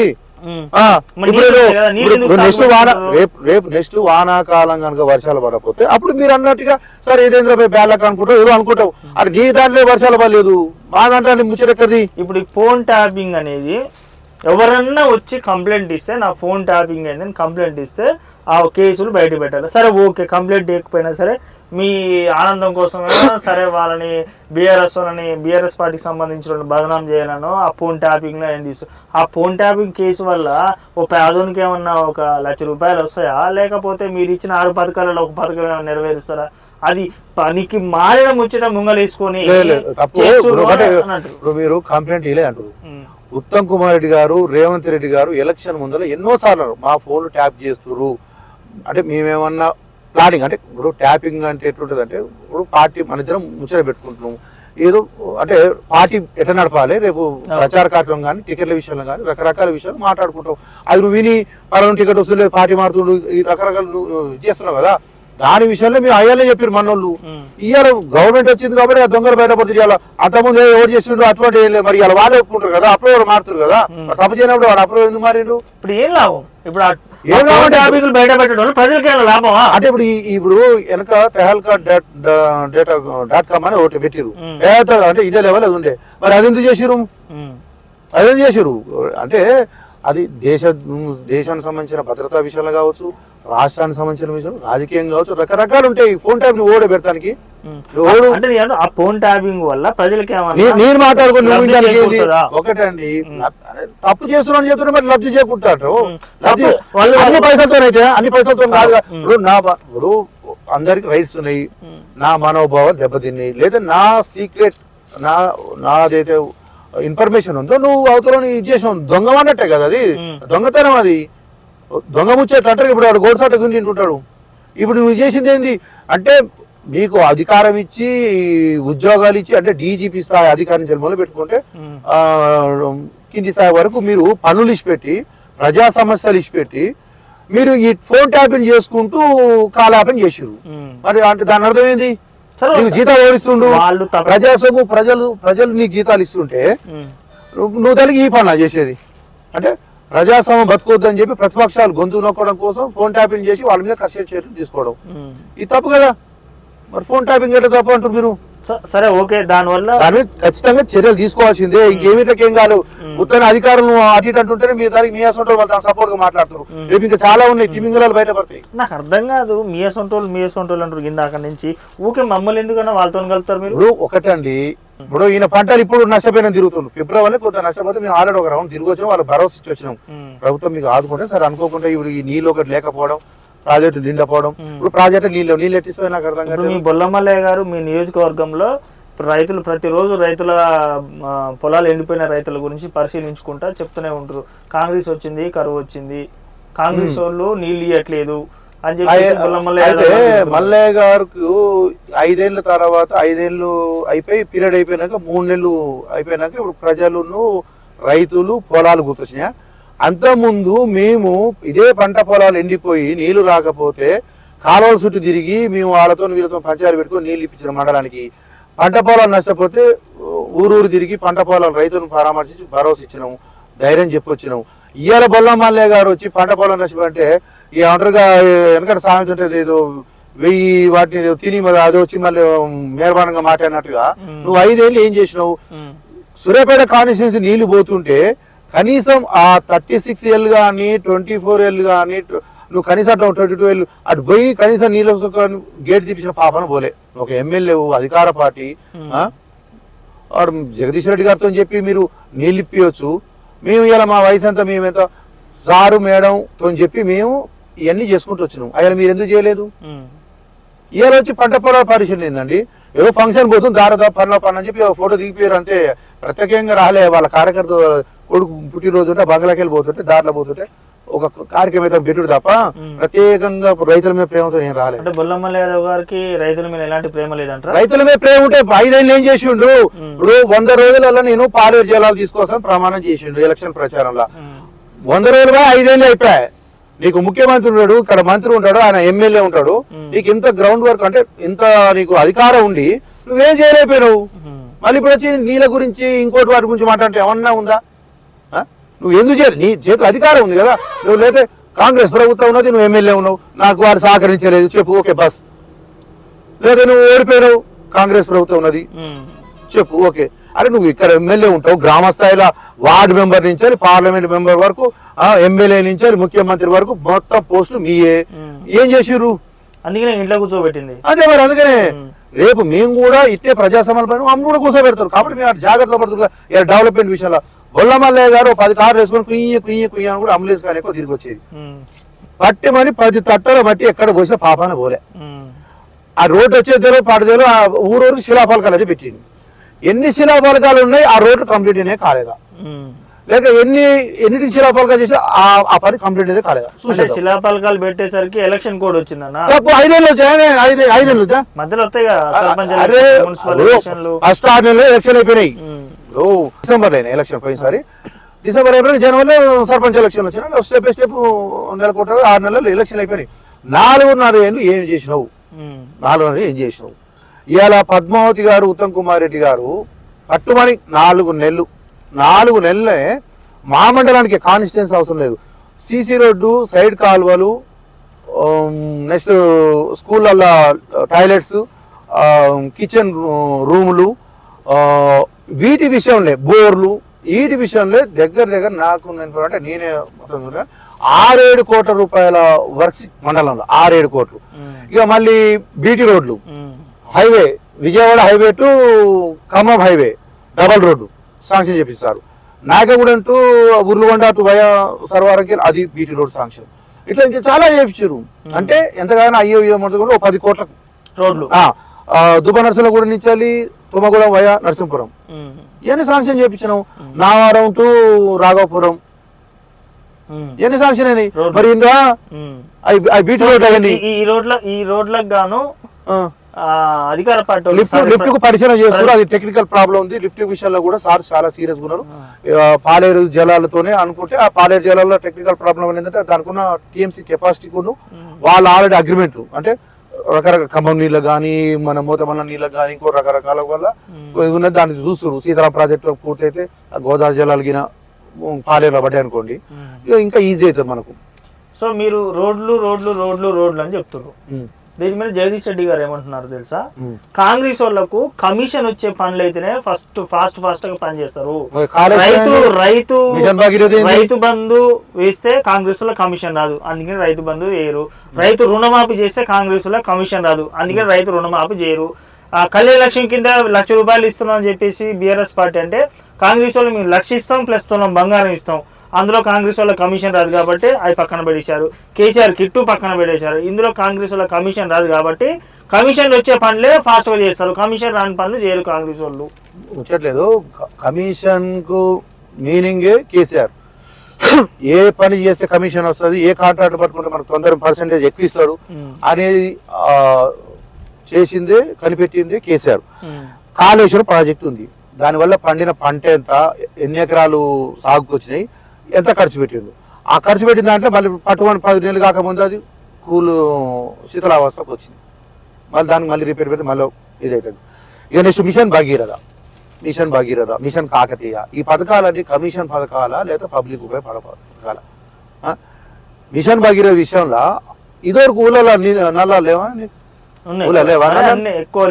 సరే ఆడోరాడో లేకుండా నేను మిషన్ భరీ తీసుకొచ్చిన నేను భగీరథ అన్నట్టుగా బిల్లు తీసుకొని ఆ పెద్ద ట్యాంకులు కట్టి ప్రతి ఊర్లో ఉన్నాయి. ఆ లేని వాటికి కూడా పైప్ లైన్ నుంచి కనెక్ట్ చేసానికి కోట్ల రూపాయలు దుర్వినియోగం. అది కాంట్రాక్టులు బాగు చేయడం, నువ్వు కమిషన్ తీసుకోవడం తప్ప. మిషన్ భగీరథ, మిషన్ కాకతీయ మట్టి అమ్ముకొని వాళ్ళు ఈ డెవలప్మెంట్ చేసిన పేర్లో మట్టి అమ్ముకొని అదొకటి బాగు. కాళేశ్వరం అదే పరిస్థితి. ఇలా మీరు కమిషన్లు కాదు. ఈ రోజు 6 పథకాల విషయంలో కమిషన్ ఉంటాయండి? ఏమన్నా 6 పథకాల కమిషన్ ఉంటాయి కావుగా? అవి ఉన్నాయి కాబట్టి మీరు అమలు చేయట్లేదు, చేస్తున్నావు. అది చేయకపోతే మేమే ఉంటాం. అది ఖచ్చితంగా చేసేది నువ్వు వద్దన్నా చేసేది నిజమైన లబ్ధిదారులకు. అరే ఎలక్షన్ కోడ్ వచ్చిందండి, ఎలక్షన్ కోడ్ వచ్చింది. ఇకపోతే రైతు బంధు బాగా కొంతమందికి రైతు బంధు విషయంలో ఇప్పుడు రైతు బంధు దేనికి ఇచ్చిన ఆయన రైతుల కోసం వీలే. ఒకటే పెట్టుకోండి, నిజమైన రైతుకి ఇవ్వాలంటే 10 ఎకరాలు మినిమం 10, 5, 10 కటా పెట్టుకొని ఈ 10 మించిలోనికి ఇవ్వద్దు. ఒక్కని పేరు మీద 10 ఉంటే ఇవ్వద్దు. ఏమైందంటే తొండలు గుడ్లు పెట్టే భూములు ఎన్ఆర్ఐలు రావడం, ఆడ 100 ఎకరాలు 50 ఎకరాలు కొనడం, వాడికి గెట్టు తెలియదు, ఆ వ్యవసాయం గురించి తెలియదు. అమెరికాలో కూర్చుంటే 5,000 ఈ పడితే అది కౌలుకో బీడుకో లేదా కౌలుకో ఇస్తే 5,000 పెడతాయి. ఉత్త పుణ్యానికి ఆడ కూర్చొని గెట్టు తెలియనోడు 10,000 దొరుకుతుండు. మీకు కూడా పడ్డాయిగా, మాకెక్కడ ఉన్నది అమ్ముకుంటే ఇంకా మాకెక్కడ పడ్డాయి. అయినాక దాన్ని ఏమంటారు, ఈ 10 ఎకరాలు కనుక పెట్టుకుంటే ఏంటంటే నిజమైన రైతు ఆయన పంట పండిస్తాడు, ఆయన దగ్గర ఉండి పంట చేసుకుంటాడు. కాబట్టి ఏమైనా మంచిగా చోటు ఇప్పుడు కరువు అంటారు, ఇప్పుడు ఏమైనా 2 ఎకరాలు 5 ఎకరాలు పెట్టుకుంటే మనకి ఏమైనా పంట నష్టం అయితే భయానికో భక్తికో ఎకరం అమ్ముకొని అప్పు తీర్చుకుంటారు. పాపం 100 ఎకరాలకి ఏముంటుంది, 100 ఎకరాలు వ్యవసాయం చేయడం చూసారు మీరు ఏమన్నా? 100 మందిలో 10 మంది కూడా చేయరు, 100 మందిలో 10 మంది కూడా చేయరు. కూడా సోకున్నాడు పాపం, కట్టుకుని దగ్గర పట్టడం లేదు, కొంతమంది ఉంటారు కదా 10 మంది. మిగతా వానికి ఆ వ్యవసాయం గురించి తెలియదు, ఇంకోటి తెలియదు. వాళ్ళందరూ గుర్తుపోయినారు. కాబట్టి ఏంటంటే రేవంత్ రెడ్డి గారు, ఉత్తమ్ కుమార్ రెడ్డి గారు, పొంగులేటి శ్రీనివాసరావు గట్టిగా వీళ్ళందరూ సీనియర్లు అందరూ ఏంటంటే ఇదొక కటా పెట్టి 10 ఎకరాలక ఎంతో పెట్టి ఆ రైతు బంధు అనేది ఉంచి మిగతా అంతా తీసేసాం. ఏంటంటే ఇదంతా ప్రజాధనం ఇంకో పథకాలకు ఉపయోగించి. ఇప్పుడు 100 ఎకరాలకు ఇది రాకపోతే తినడు ఆయన, లేదు ఆయనకు 50 ఎకరం అమ్ముకొని తిని పండుకున్నా ఏం చేయకున్నా కూడా మనకి ఏం కాదు. కాబట్టి నిజమైన పేదోడికి రైతు బంధు చెందాలి, రైతు బీమా చెందాలి. మీరు లంక బిందెలు ఉన్నాయనుకోని గవర్నమెంట్ ఇచ్చి సీట్ ఎక్కితే ఇక్కడ ఖాళీ కుండలు ఉన్నాయని అంటారు. సో మరి ఖాళీ కుండలు ఉండడం వల్ల మీకు పరిపాలన చేయడం చేతనవుతుందా కాదా? ఈ క్వశ్చన్ ఎందుకు వేస్తుందంటే ముఖ్యంగా మీరు ఒక్కొక్కసారి ఏమో నిధులు లేవంటారు, మళ్ళీ మీరు ఇచ్చే ఎలాంటి ఒక్కొక్కసారి కాంగ్రెస్ వాళ్ళు ఇచ్చే బిల్లులు ఎట్లుంటాయంటే మేము ప్రభుత్వ ఉద్యోగస్తులకు 1వ తారీఖు నాడే జీతాలు వేసినాం, మళ్ళీ ఇటు చెప్తారు. మంచి జరిగినప్పుడేమో మేము చేసినాం అంటారు. ఏదైనా పథకం అమలు చేయండి అంటేనేమో ఆడ ఖాళీ కుండలే ఉన్నాయంటారు. అసలు ఏది కరెక్ట్ మీరు చెప్పేది? ఇప్పుడు లంక బిందెలు అనుకోండి, నిజం కూడా కేసీఆర్ కు 2014లో తెలంగాణ ప్రజలు కానీ ఇది కానీ లంక బిందెలు ఒకటి చెప్పారు. ఆ లంక బిందెలు మొత్తం దోసుకొని ఉత్త బిందెలు ఆడ పెట్టాను. అది వాస్తవం, అది అందులో నో డౌట్. ఎందుకంటే మిగులు బడ్జెట్ ఉన్న తెలంగాణ ఇలా తగులు బడ్జెట్ కాడికి వచ్చింది. ఇలా ఆంధ్ర ఉన్నది. ఆంధ్ర 5 సంవత్సరాలు అంటే తెలంగాణ విడిపోయినాక 2 రాష్ట్రాలు విడిపోయినాక 5 సంవత్సరాలు చంద్రబాబు చెప్పి 5 సంవత్సరాలు జగన్మోహన్ చేసింది. ఇంత ఉత్కృష్టం ఆడ లేదు. డెవలప్మెంట్ జరిగినాయి, రకరకాల వ్యవహారం ఉన్నాయి. ఇంత ఉత్కృష్టంగా వన్ సైడ్గా వ్యవహారం చేసి నా ఇష్టం వచ్చినట్టు చేస్తాను నేను పోతా ప్రజలను పట్టించుకోకుండా ఇంకా అటువంటి జరగలేదు. మీరు అన్నట్టుగా ఆ లంక బిందెలు పోయి ఖాళీ బిందెలు ఉన్నాయి కాబట్టి ఆ ఖాళీ బిందెలతో ఎట్లా చేయాలి ఏందనే దాని మీద ఎక్సర్సైజ్ చేస్తారు. దానికి కొంత టైం పట్టింది కాబట్టి ఇది ఉన్నది. ఈలోపు ఎలక్షన్ కోడ్ రావడం జరిగింది. ఖచ్చితంగా ఈ దుబారా ఖర్చులను తగ్గించుకుంటా పోతే ఖచ్చితంగా ఈ పథకాలు అమలు చేస్తాం. అందులో ఫస్ట్ స్టెప్ ఇదే అన్నట్టు. ఆ స్టెప్ వేసేది ఏంటి అంటే రైతు బంధు. ఇది పెద్దది అన్నట్టు, వేల కోట్ల రూపాయలు మిగులుతాయి. ఈ 10 ఎకరాలు కనుక కట్ చేస్తే 10 ఎకరాల వరకు రైతులకు వేస్తే ఈ అవతల ఉన్న వాళ్ళకు వాళ్ళు ఎక్కువ మంది ఉంటుంది. వీళ్ళకి చాలా మందికి మనం నిజమైన ఎవరైతే అరువులు ఉన్న రైతులు ఉన్నారో, నిజమైన పేద రైతులు ఉన్నారో వాళ్ళకి కనుక మనం సాయం చేయగలిగితే ఇటు సాయం చేసిన వాళ్ళమవుతాం. అనవసరమైన డబ్బు వృధా చేయకుండా అయితే ప్రజాధనం అదే డబ్బుతో మనం ఇంపోర్ట్ చేయొచ్చు. సో మొన్న ఎల్బీ స్టేడియంలో ఓ పెద్ద మీటింగ్ పెట్టి ఎంప్లాయీస్ కి మీరు నియామక పత్రాలు ఇచ్చారు. సో దీనిపైన నిన్న నల్గొండలో కేటీఆర్ గారు ఏమంటారు అంటే మనకు పుట్టిన పిల్లల్ని మన పిల్లలు అనుకోవాలి, మేము నోటిఫికేషన్ వేసి మేము ఉద్యోగాలు చేసిన తర్వాత ఇచ్చిన తర్వాత సరే ఈరోజు మాకు గవర్నమెంట్ పోగానే వీళ్ళు ఏదో ఉత్తనే ఒక పేపర్ నియామక పత్రం ఇచ్చినంత మాత్రాన మేము కాంగ్రెస్ రాగానే ఉద్యోగాలు ఇస్తామని చెప్పి డమాసాలని చెప్పుకుంటారు. ఆ ఉద్యోగాలు ఇచ్చింది కేసీఆర్. ఇప్పుడు కేసీఆర్ ఎన్ని ఉద్యోగాలు ఇచ్చిండు, ఉన్నోళ్ళు ఎంతమంది వీకురు, ఉద్యోగం ఉన్నోడికి జీతాలు వేసిండా లేదా టైం అనేది అందరు తెలిసిన విషయం. ఇది ఇవాళ ఉత్తపత్రం ఇస్తుంటే ఇది అలటాప పార్టీ కాదు, లేదా నీ లెక్క పొద్దుకిన ఒక మాట తెల్లారిన ఒక మాట సందకాడ వారం ఇవి ఉండవు.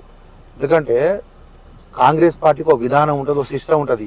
కేసీఆర్ లెక్క కాదు. కేసీఆర్ అడిగేటోడు లేడు కదా, కేసీఆర్ అడిగేటోడు లేడు. మాకు 100 ప్రజలు అడుగుతారు మమ్మల్ని. మేము ఎందుకంటే ప్రజాస్వామ్యం చేసి ఉన్నాం కాబట్టి మేము ప్రజలు ప్రశ్నిస్తే మేము దాని సమానం చెప్తాం. వాళ్ళు అట్లా కాదు, తొక్కిస్తారు వాళ్ళు. మేము అట్లా కాదు, సమానం చెప్తాం మేము. కాబట్టి ఏంటంటే మేము ఓర్పుగా ఉంటాం. కాబట్టి ఖచ్చితంగా ఇప్పుడు మీరు అన్నారు ఉద్యోగస్తులకు టెన్షన్ గా ఫస్ట్ తారీఖు నాడు పెన్షన్ వస్తుందని. ఓకే వస్తుంది, ఖచ్చితంగా వస్తుంది. పెన్షనర్స్ కానీ ఇటు పోతే ఉద్యోగస్తులకు కానీ ఎక్కడెక్కడ ఎట్లా అడ్జస్ట్మెంట్ చేయాలి. ఇదివరకు ఏం చేసి ఈ డబ్బులను తీసుకుపోయి ఇంకో దాన్ని వాడేది ఆయన కాళేశ్వరానికి, ఇంకో దాని కమిషన్ వచ్చే పథకాలు వాడేది. ఇప్పుడు కేంద్రం నుంచి ఉపాధి డబ్బులు వస్తాయి, ఆ డబ్బులు వాడుకొని ఇప్పుడు మోడీకి అని తెలిసినాక మోడీ కడిపెట్టి డైరెక్ట్ చేసేవారికి గిల కొట్టుకుంటాం. ఈ పథకాలన్నీ కూడా ఏవైతే ఉన్నాయో పైసలు అంటే కమిషన్ వచ్చే పథకాలకు డైవర్ట్ చేసి ఈ ఉద్యోగస్తులకు టైం ఫస్ట్ తారీఖు వేయకపోవడం, పెన్షనర్కు టైంకి వేయకపోవడం, ఇవన్నీ గయ్యే. కమిషన్ వచ్చే వరకు వెళ్ళిపోతుంది, కాంట్రాక్ట్ ఆగొద్దు, కనీసం 5 నిమిషాలు కూడా కూర్చోవద్దు, వెళ్ళిపోతూనే ఉండాలి బిల్లులు. ఆ టైప్ చేసిన పరిపాలన. ఇప్పుడు అట్లా కాదు, కాంట్రాక్ట్లు అవసరం లేదు, పబ్లిక్ ముఖ్యం, ఓటర్ ముఖ్యం అనే దాని మీద ఇదంతా నడుస్తుంది. ఉత్తనే మనం సినిమా కాదు 3 గంటల మొత్తం చుట్టేస్తానికి. సినిమా డైలాగ్ మాత్రం బాగా చెప్తారు. సినిమా డైలాగ్ కేసీఆర్ కొడతారా బా, మేము కొడతాం, మీరు కూడా కొడుతున్నారు. అయిన తప్ప ముచ్చట. ఇప్పుడు మేము ఇప్పుడు 10 ఏళ్ళు కావచ్చు, ఇంకోటి కావచ్చు, 10 ఏళ్ళు ప్రజలు నష్టపోయారు, కష్టపడరు, పార్టీ పరంగా మేము కష్టపడడం నష్టపోయాను. కాబట్టి ఏంటంటే మేము మళ్ళీ తప్పులు చేస్తాం సిద్ధంగా లేము.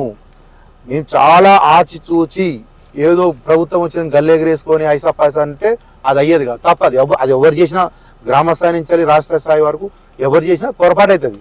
ఎందుకంటే ఒక 10 ఏళ్ళు ఉండి ప్రజలకు న్యాయం చేద్దామనే ఆలోచనతో ఉన్న వ్యక్తులను తప్ప ఈ 10 ఏళ్ళ 10,000 కోట్లు 10 లక్షల కోట్లు సంపాదించుకుని అవతల పడతాం, తర్వాత ఇవన్నీ సాగుపడతాం, ఇది కాదు ఈ సిస్టమ్. అది కాదు. ఇప్పుడు మీ దాంట్లో రెడ్డి సామాజిక వర్గానికి ఎక్కువ పెద్ద పీట వేస్తారు అని అంటే, లేదు మేము అందరం కలుపుకోబోతాం అని అంటారు.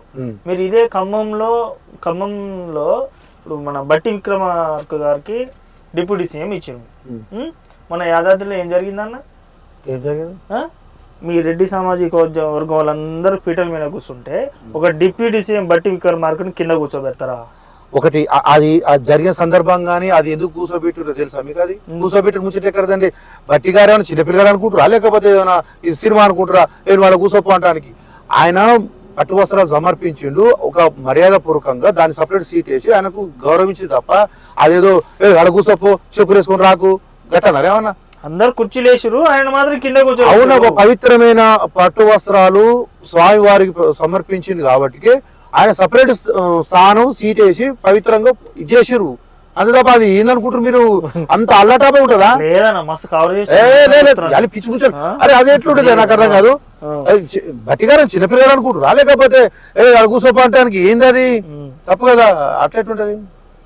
దాని మీద మరి బీఆర్ఎస్ పార్టీ వాళ్ళు కానీ ఇతర ప్రజల్లో కానీ, అంటే బీఆర్ఎస్ పార్టీ వాళ్ళకి పక్కన పెట్టేసేయండి, ప్రజల్లోకి ఎలాంటి మెసేజ్ వెళ్ళిపోవాలన్నా సరే మీరు మీ వాళ్ళు డబ్బు కొట్టుకుని తిరిగితే గట్టి ఉంటుంది. మరి అది తప్పు నొప్పు స్క్రోలింగ్ ఎటువంటి అంతా ఇప్పుడు డిజైన్ చేసినట్టు చేస్తారు కదా. ఇప్పుడు ఒకటేనా, మా రాజైన అవమానించినప్పుడు ఎవరు చూడు, కొప్పులీశ్వర్ స్టేజ్ మీద ఇట్లా కొట్టినప్పుడు ఎవరు చూడు. బరాబర్ ప్రశ్నించినాం, ఏం ప్రశ్నించినాం. ఈ రోజు ఏంది కడియం శ్రీహర్ గారితో గేమ్ ప్లే చేసి కడియం శ్రీహర్ గారిని బాహుబలి సినిమాలో కట్టప్ప లెక్క చేసి ఇలా మీరు పిలుచుకొని మీరు టికెట్ ఇస్తున్నారు. అక్కడ ఉన్న వాళ్ళతో కొత్తగా ఈయన పిలిపించుకొని మేము ఇచ్చేది టికెట్ అవసరమే కదా మాకు. అక్కడ ఉన్న వాళ్ళకి ఇప్పుడు అధికారం లేనప్పుడు అంటే ఆశ పెట్టేదో అధికారం వచ్చినాక మేము అవసరం మాకు. ఇప్పుడు 10 మంది వస్తారు, 10 మంది వస్తారు, ఇలానే పోటీ పడతారు. ఇలా అధికార పార్టీ పడుతున్న క్యాండిడేట్ అంటే నేనేం చెప్పాను మీకు?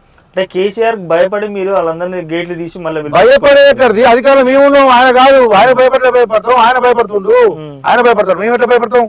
నిన్న 3 రోజులు జనగామ, నల్గొండ, సూర్యాపేట నియోజకవర్గాలలో జిల్లాలలో ఎండిపోయిన రైతులను పరామర్శించడానికి కేసీఆర్ గారు దిగితే దెబ్బగా తెల్లారు మీరు నీళ్ళు వదిలేదు తెలుసా భయానికి. ఇప్పుడు అంత ముందే తుమ్మల గారు చెప్పారు, అరే బాబు పలానా టైం వరకు నీళ్లు వదులుతాం, ఆడ కూడా ఇబ్బంది ఉన్నది, పైనుంచి నీళ్ళు వస్తున్నాయి, మన ఇక్కడ కింద వదిలేదు తప్ప ఈ లోటాలు తీసుకుపోయి అల్లబోసి మళ్ళీ ఇళ్ళకి తీసుకొచ్చేది కాదు కదా, పైనంగా రావాలి. ఇటు పోతే మహారాష్ట్రలో వర్షాలు పడ, అక్కడ పోతే కర్ణాటకలో వర్షాలు పడితేనే మనకి ఇలా ఉంటది.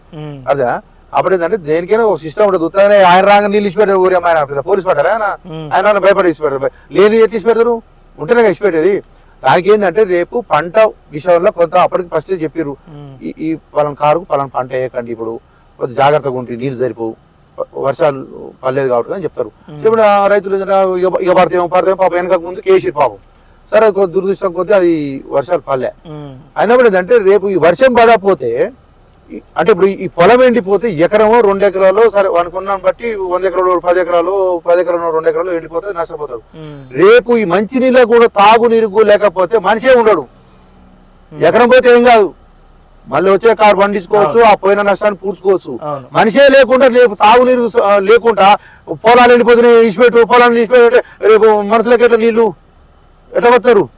దానికోసం ఓ సిస్టమేటిక్ గా నీళ్లు కొంత ఉంచిన మాట వాస్తవం, అవి విడతల వారు ఇచ్చి పెడతారు అంతే. దానికి కూడా పెద్ద రాతలు చేస్తారు. ఎట్లా మనుషులు బతకాలా పొలాలు బతకాలా అదని ఫస్ట్ మనుషులు బతకాలి. పరిపాలన చేత కానప్పుడే దాడులు చేస్తారు. ఆ నైజాం కాంగ్రెస్ పార్టీకి ఉన్నది. మొన్న రీసెంట్ గా మంత్రి సీతక్క గారు ఇసుక లారీలు దొరికినప్పుడు Shankar time news line Shankar అనే విలేకరు దాన్ని హైలైట్ చేసే న్యూస్ ని ఏదో స్కెచ్ చేసి ఆ విలేకరుని పట్టుకొని చచ్చేటట్టు కొడితే అది కరెక్ట్ అన్న ఊక విలేకరుల మీద ఎందుకు కొడతారు మీరు కాంగ్రెస్ పార్టీ వాళ్ళు? మరి కాంగ్రెస్ అనకండి, అది ఇసుక మాఫే ఎవడో చేసుకుంటాడు, కాంగ్రెస్ పార్టీకి ఏం సంబంధం అండి? ఇసుక బాబు ఎవడో చేసుకుంటాడు. సాక్షాత్తు మంత్రి సీతక్క పిఏనన్నా దొరికింది. పిఏ దొరుకుడు కాదా ఇప్పుడు నువ్వు లారీల మీద రేవంత్ రెడ్డి గారి ఫోటో కూడా ఉన్నది. వాడు మొన్నటిదాకా టీఆర్ఎస్ ఏముంది, టాట్ రోడ్ టీఆర్ఎస్ కట్టేది, టీఆర్ఎస్ జెండా కట్టేది వాడు ఆటోడు, వాళ్ళు ఏది వాళ్ళంతా టీఆర్ఎస్ కార్యకర్తలా? ఇక అది ఉంటే పోలీసులు పట్టుకోవడానికి కట్టుకుంటున్నాడు. రేవంత్ రెడ్డి ఫోటో ఎవడో చేసుకుంటాడు. ఇప్పుడు ఇక ముఖ్యమంత్రి ఏంటి కదా, దాని ఏముంది? అది అట్లా వేసుకుంటే మన వాళ్ళు ఎట్లయితారు? అది కాదుగా. అలాంటి ఆ సందర్భంగానే అది క్వశ్చన్ చేసిననే విలేకరుల మీద దాడి చేస్తే మరి ప్రశ్నించొద్దా? ప్రశ్నించి దాడులు చేస్తారు. ఎప్పుడు కూడా కార్యకర్తలు, కాంగ్రెస్ కార్యకర్తలు కానీ నాయకులు కానీ అటువంటి దాడులు చేయరు. ఎవరన్నా ఒకరు ఏమన్నా విమర్శించని చేస్తే దానికి సమాధానం చెప్తాం. మా దగ్గర లేకపోతే కదా సమాధానం, మీరు తప్పు చేస్తే భయపడేది నీకు. కాబట్టి అవసరం లేదు. ఓడో ఇసుక దందా చేసాడు, వాడు 10 రూపాయలు వస్తే కూడా అలా 5 రూపాయలు ఖర్చు పెట్టి ఏదైనా చేస్తాడు. వాడు చేసుకుంటూ అది మాకు సంబంధం లేదు, వాటికి సంబంధం లేదు, ముచ్చట లేదు. సీతక్క గారు క్లారిటీ ఇచ్చారు. ఏమో వాడు రాబాయి నా ఏమంటే ఫోటో తీస్తే 100 మంది వస్తారు. నువ్వు దొంగవా లంగవా ఏ ఊరు ఐడి కార్డు పట్టుకురాపో, నీకు కేసులు పట్టుకొచ్చి నువ్వు కేసులు దూరం ఉండు, కేసులు లేను నా దగ్గర ఉన్నట్టు ఎవడన్నా అలా గుంపులో వస్తుంటారు, ఫోటోలు దిగుతారు, ఇంట్లో పెట్టుకుంటారు. వాళ్ళు దొంగ వ్యాపారం చేసేవాడు ఉంటాడు, లంగ పనులు చేసేవాడు ఉంటాడు. వాళ్ళందరికంటే ఇప్పుడు కేసీఆర్ కూడా 100 మంది మీ చేతులు వేస్తే మొన్న ఏదో కేసు అయిందిగా, వాళ్ళు నల్ల దొరికిండు. ఆ ఫోటో తీసుకుపోయి కేసీఆర్ తో దగ్గర ఉన్నారు. మోతి మండలంలో చేరికలు బాగా జరుగుతున్నాయని బాగా వినపడుతుంది. అసలు ఏ విధంగా అసలు కాంగ్రెస్ పార్టీలో మీరు గేట్లు ఓపెన్ చేసినా అంటారు. అసలు ఎవరైనా సరే అధికారం ఉన్నదంటే ఎవరైనా అధికార పార్టీలో పోవడానికి చాలా మంది ప్రయత్నం చేస్తారు. అసలు మీ మోతి మండలంలో మీరు ఎలాంటి వ్యక్తుల్ని మీ పార్టీలోకి చేర్పించుకుంటారు? ఇప్పుడు ఒకటే మళ్ళీ కూడా ఇప్పుడు నిజంగా టీఆర్ఎస్ లో మరి 10 సంవత్సరాలు ఎందుకు పేరు తెలియదు, మళ్ళీ ఇప్పుడు ఎందుకు వస్తుంటారు అర్థం కావట్లేదు. ఇప్పుడు 10 సంవత్సరాలు మేము ఉన్నాం, ఎంత కష్టం వచ్చినా మమ్మల్ని ఎంత ఇబ్బందులు పెట్టినా మా కార్యకర్తలు కానీ మేము కానీ అందరూ కూడా కాన్స్టిట్యున్సీ లెవెల్ కానీ మా మండలం కానీ మా ఊర్లలో కానీ మేము లెక్క చేయకుండా అవతల ఎంత ప్రలోభ పెట్టినా భయపెట్టినా నష్టపెట్టినా కష్టపెట్టినా పార్టీ మారకుంటున్నాం. అరే మా ప్రభుత్వం వచ్చి 4 నెలలు కావట్లేదు, ఆడికి గుట్లో పెడుతున్నారు, వాళ్ళతో నీతో పైరలు చేపిస్తారు. వాడు చుట్టంతో పెట్టాడు, దోస్తుతో పెట్టాడు, ఆ మండలంతో ఫోన్ వాడు ఈ మండలంతో. ఎంత ఉత్కృష్టం అంటే వీళ్ళు గాలి లేకుండా బతారు, అన్నం లేకుండా బతారు, కానీ అధికారం లేకుండా బతారు అనే కాడికి ఉన్నారు. కాబట్టి అటువంటి వాళ్ళను మీద పడి ఇప్పుడు నువ్వు లీడర్ ఉన్నావు సరే, నీతో కొంత స్ట్రెంత్ అనేది పార్టీ సరే మంచిగా చూడ ఆయన తీసుకుంటే ఒక జెడ్పీటీస్ గెలవచ్చు, ఆయన తీసుకుంటే ఒక ఎంపీపీ గెలవచ్చు, లేదా ఒక సర్పంచ్ గెలవచ్చు అనే టైప్లో అనుకున్నప్పుడు మేము గుర్తించి ఒక మంచోడు అయితే మేమే తీసుకుంటాం.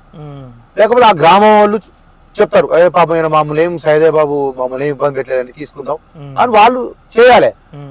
విలేజ్ వాళ్ళు మండలం వాళ్ళు వద్దు అని గొడవ పెడుతుంటే వీళ్ళకి వాంతో నీతో ఫోన్లు చేయించుకొని మేము వస్తాం అనే టైపులో అన్నట్టు అటువంటి వాళ్ళు మేము చేసుకునేది లేదు.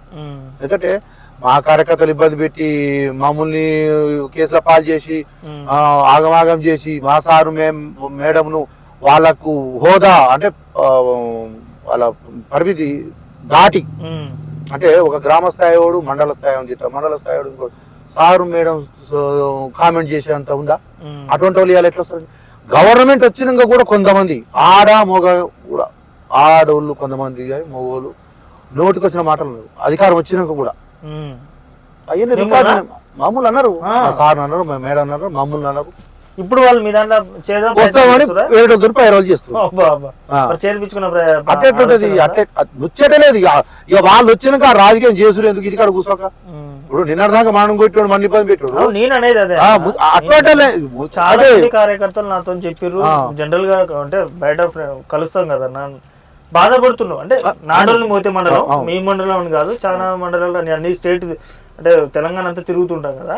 ఇలాంటి చేరికలప్పుడు ఫస్ట్ నుంచి కూడా వాస్తవానికి గ్రామస్థాయి కార్యకర్తలు లిటరల్ గా చెప్పాలంటే నేను సరే వేరే పార్టీ కోపం రావచ్చు కానీ ఈ మాట చెప్తే ఈ విషయం నేను నిజంగా చెప్తున్నా.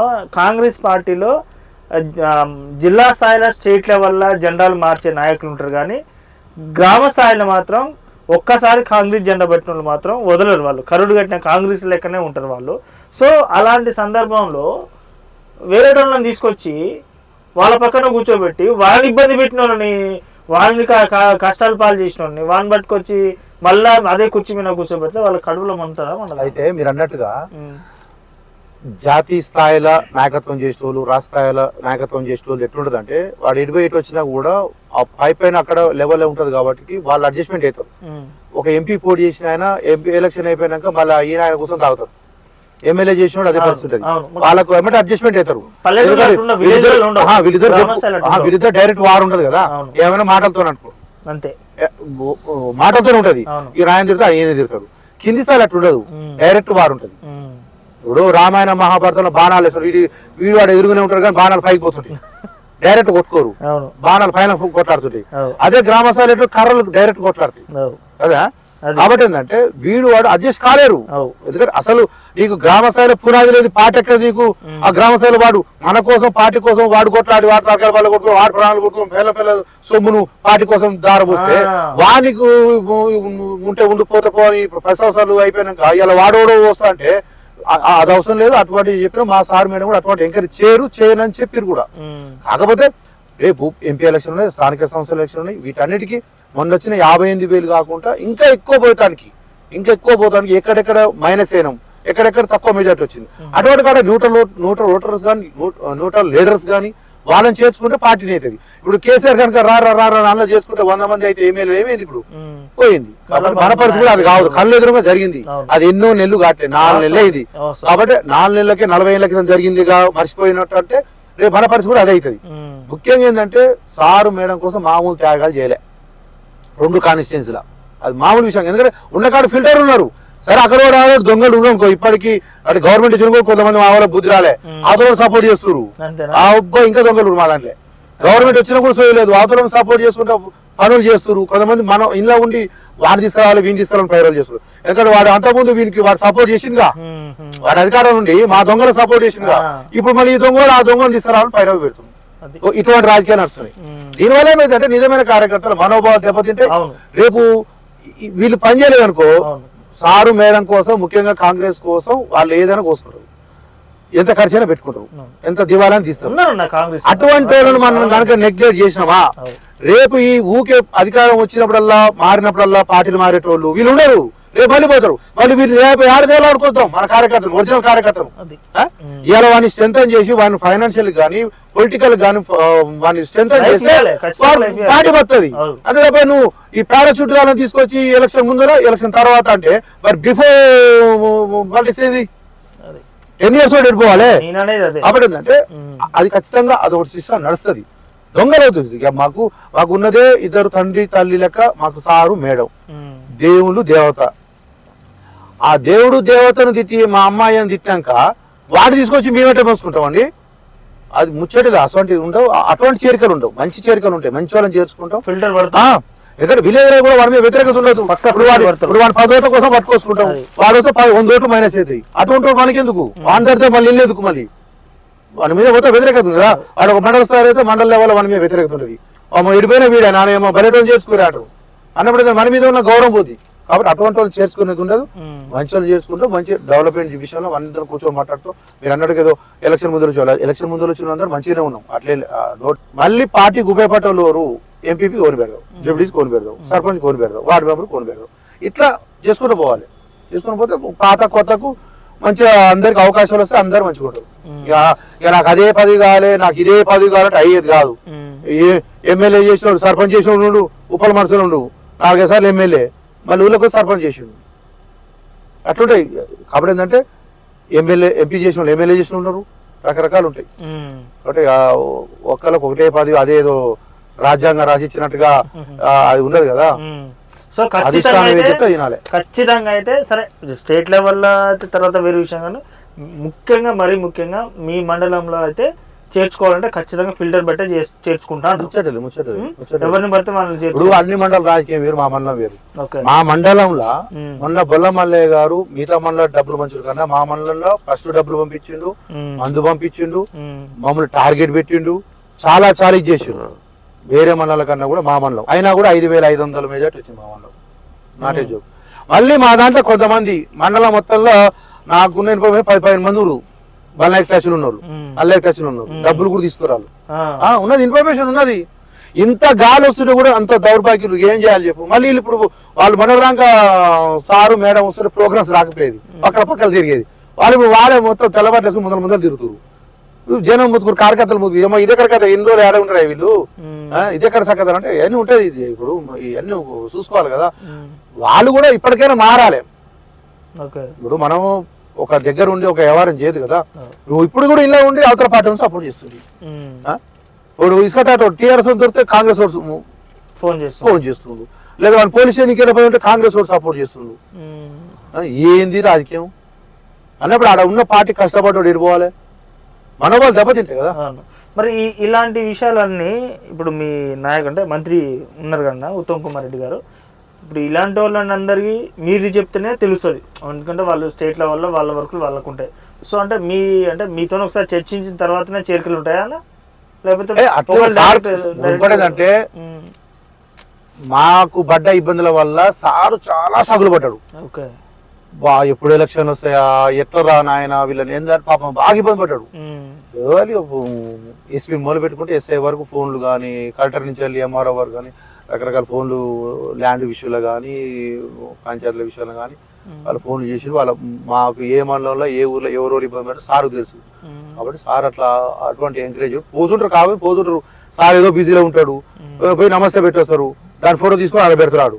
ఏముండదు సార్తో మీరు మాట్లాడదు పాడుండదు, సార్తో మాట్లాడచ్చు పెడతారు. అవన్నీ సార్ అంట కడితే ఎట్లా పోతుంది, సార్ సంబంధం ఉండదు. సార్ సంబంధం ఉండదు. సార్ ఎవరైతే ముఖ్యుడు వాళ్ళతో మాట్లాడతారు.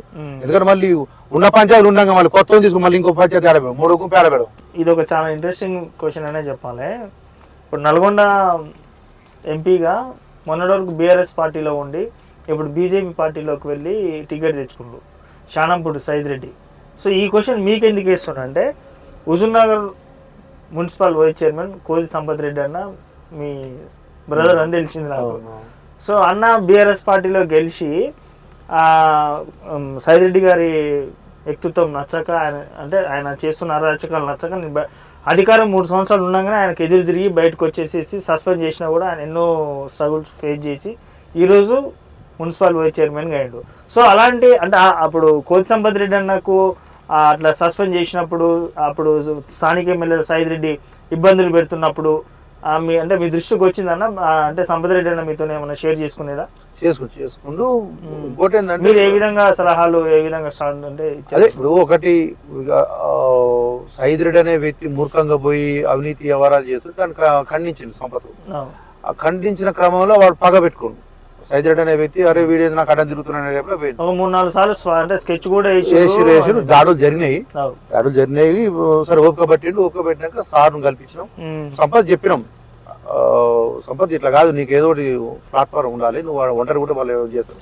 కాంగ్రెస్ పార్టీ ఉత్తమ్ సార్ ఉన్నారు కదా, ఉత్తమ్ సార్ గారు పార్టీలో చేరని చెప్పంటే ఆయన కూడా ఆలోచించుకుంటూ వాళ్ళ కార్యకర్తలతో మాట్లాడుకుంటూ కాంగ్రెస్లోకి వచ్చిండు.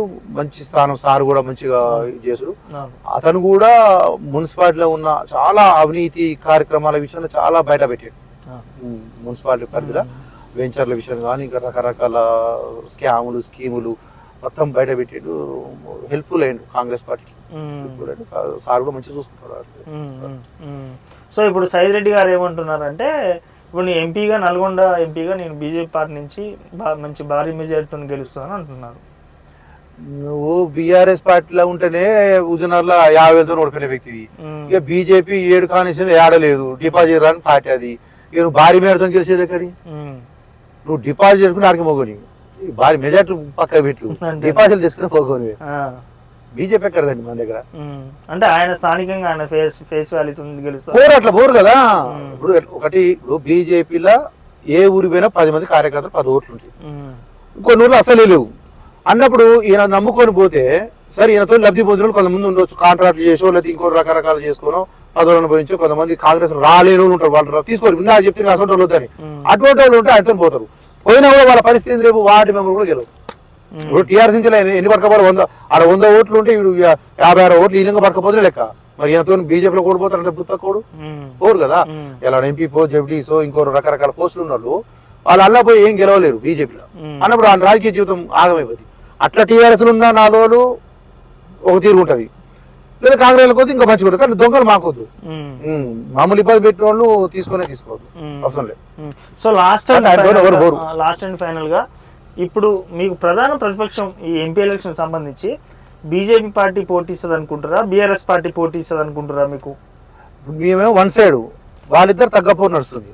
బీజేపీ టీఆర్ఎస్ అనేది 2-3 సీట్లకు తగ్గపోరు ఉంటారు, మిగతా సీట్లు మొత్తం మనం బయటపడతాం. పోటీ మీకు అంటే సరే ఇప్పుడు నేను అడిగినా అడగకపోయినా మీరే ఫస్ట్ ప్లేస్ అంటారు, మీరు ఫస్ట్ ప్లేస్ అని అనుకుంటున్నారు కదన్నా, సెకండ్ థర్డ్ ఏ పార్టీ వస్తుంది అనుకుంటారు? వాళ్ళిద్దరు కొద్దిగా కింది మీద కొన్నారు అంతేగాను, ఇక 2 అంతకాడికే ఉన్నాయి. ఇక టీఆర్ఎస్ ఇంకా చేరికలు ఉంటాయి, ఏమిటకేమైంది ఇంకా అంటారు నామినేషన్లే స్టార్ట్ కాలే, మొత్తం ఖాళీ చేస్తారా?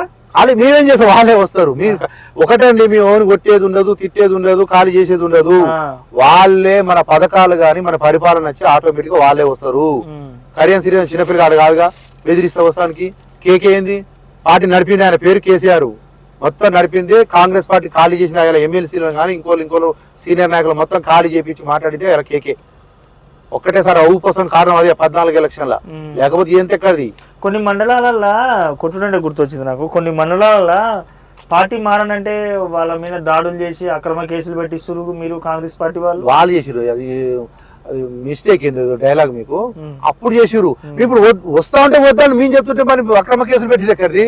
ఇప్పుడు అంత ముందు వాళ్ళు అట్లా అక్రమ కేసులు పెట్టి, గెట్టు పంచాయతీలు పెట్టి, ఇంకో పంచాయతీలు పెట్టి బెదిరించి అదిరించి పార్టీ మారితే ఒక రూలు లేకపోతే స్టేషన్ పోనీ ఎస్ఐ చెప్తాడు, ఎందుకే ఎమ్మెల్యే కలుపుకోరాదే కథం ఈ పెండింగ్ లో పెడతాడు. ఎంఆర్ఓ దగ్గర పోతుంది, అమ్మ నాది ధైర్యం లెక్కలే, ఎమ్మెల్యే కలిసి రాపోరా. ఇది వీళ్ళ డ్యూటీలు, ఎంఆర్ఓ ఎండిఓ ఎస్ఐ డ్యూటీలు ఏంటంటే ఏదైనా ఉంటే పరికి వస్తే వాళ్ళు టైట్ చేస్తారు. అమ్మ ఎట్రా ఏంద్రా అంటే వాళ్ళే సలహా ఇస్తారు, నువ్వు పోయి ఎమ్మెల్యే కలు, లేదా నీకు డైరెక్ట్ తెలియకపోతే ఏమన్నా పట్టుకోబో. ఇది అట్లా పార్టీలు మార్చారు. మేము అసొంటోళ్ళని పార్టీలు చేసుకుంటా ఉంటున్నాం, అట్లా బెదిరించి అదిరించి పార్టీలు మార్పించావు. అటువంటి పార్టీలు చేసుకుంటాం. అలా ఉండి అక్రమ సంపాదన చేసి అక్రమంగా మమ్మల్ని కేసులు పెట్టి అక్రమంగా మమ్మల్ని ఇబ్బందులు పెట్టిన చేర్చుకునేది లేదు. అది చెప్పేది. ఇప్పుడు మేము ఉన్నాం, ఇప్పుడు మీరు అట్లా బెదిరించి ముచ్చట ఎక్కడిది. ఇంకా వాళ్ళు ఇంకా వాళ్ళు మాకు ఇంకా ఒకటి మళ్ళీ కూడా చెప్పేది మీకు ఏంటంటే, ప్రభుత్వం వచ్చి 4 నెలలు అయింది, కరెక్ట్ 4 నెలలు, 2వ తారీఖు రేపు 3వ తారీఖు 4 నెలలు. 4 నెలల్లో మా కాంగ్రెస్ ప్రభుత్వం అధికారం వచ్చింది, అధికారం ఉన్నాము, మా సార్ మంత్రి, మా మేడం ఎమ్మెల్యే అనే సోయిలు ఇంకా మేము మత్తులో రాలే, ఇంకా మేము వాళ్ళే మత్తు దిగలే, మాకేమో ఈ అధికారం మత్తు ఎక్కడ ఇంకా మాకు. మేము ఇంకా చిన్నపిల్లగాళ్ళ ఏదో బండి నడిపిస్తున్నాం పోతుంది తప్ప మేము కమాండింగ్ చేయలేకపోతున్నాం అధికారులను కానీ ఇంకోటి కానీ. ఆ బెదిరింపులు లేవు, ఇంకోటి లేవు. ఇదో కాదు ఎస్ఐ ఫోన్ చేయి అది చేయి, జీతం ఉంచుకున్నట్టే. మరి గవర్నమెంట్ జీతం ఇస్తుందో లేదా టీఆర్ఎస్ జీతం ఇస్తుందో అంత ఉక్కుసం నడిపారు. ఎస్ఏలు వచ్చిన 2 రోజులు తీరుకుంటే 3వ రోజు నుంచి మొత్తం తీరుగా నడిచింది. ఇలా లేవు, వాళ్ళ ప్రెషర్ లేదు. ఎంఆర్ఓ గారు మీరు పోండి, ఎంఆర్ఓ గారు కానీ ఎస్ఐ గారి దగ్గర ఇంటర్వ్యూ తీసుకోండి, పరిస్థితి ఉంది కదా. వాళ్ళ పని అలాగే, మనం ఎవరిని దాంట్లో జోక్యం ఎవరైనా మన దగ్గర చెప్పడం ఫోన్ చేస్తుంది. కాంగ్రెస్ పార్టీ అధికారులకు రాగానే మీరు కూడా పోలీస్ డిపార్ట్మెంట్ లో కానీ ఇంకే వేరే గవర్నమెంట్ అధికారులు కానీ మొత్తం టీఆర్ఎస్ సపోర్ట్ చేసిన టీం మొత్తం తీసేసి మీకు అనుకూలంగా టీం దింపుకురు కదా పోలీస్ డిపార్ట్మెంట్. ఓన్లీ ఆఫీసర్స్ వరకు మారిరు, మెన్ మారలే. ఇప్పుడు మా దౌర్భాగ్యం ఏంటంటే, ఇప్పుడు కొంత మాకు ఇబ్బంది ఉన్నది కూడా వాళ్ళ వాళ్ళే. వాళ్ళకు పాత పరిచయాలు కమిషన్లు ఇచ్చుకునే ఉంటాయి కదా, ఆ వాళ్ళు మొత్తం వాళ్ళకి ఇన్ఫర్మేషన్ ఇచ్చుకుంటే వాళ్ళ సేవ్ చేస్తున్నారు. మేము నేనున్నా ముఖ్యంగా, నేను ఇంతవరకు 4 నెలలు గవర్నమెంట్ ఇచ్చి ఇంతవరకు ఎంఆర్ ఆఫీసులో కానీ ఎండిఓ ఆఫీసులో కానీ పోలీస్ స్టేషన్ అడుగు పెట్టలే. ఎంఆర్ ఆఫీసులో ఎండిఓ కానీ మన మేడం గారు సర్వసభ్య సమావేశానికి జనరల్ బాడీ మీటింగ్ వస్తే మేడం గారితో పోయినా తప్ప నేను పర్సనల్గా ఇంతవరకు అందులో అడుగు పెట్టలే. ఇదివరకున్న లేదు అట్లుండపోయేది, ఎస్ఐ గారు వచ్చినా రాకుండా ఈ లీడర్ ఆడ కూర్చుని, ఎంఆర్ఓ గారు వచ్చినా రాకుండా 40 ఉండేది, ఎండిఓ వచ్చినా రాకుండా 40 ఉండేది, డాక్టర్ వచ్చినా రాకుండా 40. వీళ్ళదే మొత్తం కమాండింగ్ అన్నట్టు. వాళ్ళు ఏం చేయాలి, ఏం పోవాలి. సో లాస్ట్ అండ్ ఫైనల్ కన్నా నిన్న ఒక చిన్న వీడియో చూసిన నేను, మాజీ మంత్రి జగదీష్ రెడ్డి గారు ఏమంటున్నారంటే, కాళేశ్వరం కూలింది, ఫోన్ ట్యాపింగ్ అయింది, మా కవిత మద్యం స్కామ్ చేసిరు, ఇవన్నీ ఏమో పెట్టి కేసులు వేస్తాం, జైలు వేస్తాం, బెదిరిస్తురు, ఫుల్లీ బయటకు వెళ్ళింది కేసీఆర్. ఈ కాదు ఇంత వీటికంటే 1,00,000 బాధలు పడ్డారు, 1,00,000 కష్టాలు పడ్డారు, కేసీఆర్ని ఏం బీకలేరు, కాంగ్రెస్ పార్టీ ఇప్పుడు ఈ పీకుడు గీకుడు అందుకనే వాళ్ళ లాంగ్వేజ్ అది వాళ్ళ మాట్లాడితే మీకు సభ ఉంటుంది మేము పుస్తకం ఏదో అంటే చూసినా మీరు ఇదే లాంగ్వేజ్ అదే లాంగ్వేజ్ మాట్లాడుతున్నారు. ఇప్పుడు ఆయన సమ్మగా మాట్లాడి నేను అనట్లేదు, అందుకనే చెప్పేది ఆ లాంగ్వేజ్ ఫస్ట్ వాళ్ళు బంద్ చేసుకోవాలి. ఇంకా వాళ్ళు నిజంగా చెప్పింది మాకే మత్తు ఎక్కలే ఇంకా అధికారం వచ్చిందని, వాళ్ళకి మత్తు దిగలే ఇంకా అడ్డగోలు మాట్లాడుతారు. ఇంకా అలా అధికారంలో ప్రభుత్వంలో ఉన్న మత్తులు ఎవరాలు. నేను చెప్పేది ఏంటంటే కవిత తప్పు చేయకపోతే ఎందుకు అరెస్ట్ చేస్తారు, తప్పు చేసిన కాబట్టి జైలు పెట్టారు, అదొక భాగం. నెక్స్ట్ కాళేశ్వర ప్రాజెక్ట్ అనేది నీ ఇంట్లో ఏదో గోడ కాదు కూలింది లేదా ఇల్లు కాదు, నీ ఇల్లు ఎవరికైనా ఇచ్చి కూల కొట్టించుకో, ఇంకేమైనా చేసుకో, కంకర తక్కువ పోసో, ఇసుక తక్కువ పోసో, సిమెంట్ తక్కువ పోసో చేసుకో. అది ప్రజాధనం దుర్వినియోగం కాబట్టి దాని మీద క్వశ్చన్ చేస్తాం, అందులో రుజువులైతే అరెస్ట్ చేస్తాం, అది లెక్క. అంతే తప్ప ఉత్తనే అయిందంటే ఎట్లా కుడుతుంది? అక్రమ కేసులు పెడతారు కదా. ఇక పోతే కేసీఆర్ పులి ఇచ్చింది బయటికి, ఏం పులి వచ్చిండే? అసెంబ్లీ నడుస్తున్నప్పుడు పిల్లి లెక్క ఇట్లా పోయినా నువ్వు, అసెంబ్లీ నడుస్తున్నాగానే ఇంకొక ఆడికెళ్ళి పోయిండు, మరి అయ్యలేదే కాళ్ళ నొప్పులు నడువు నొప్పులు.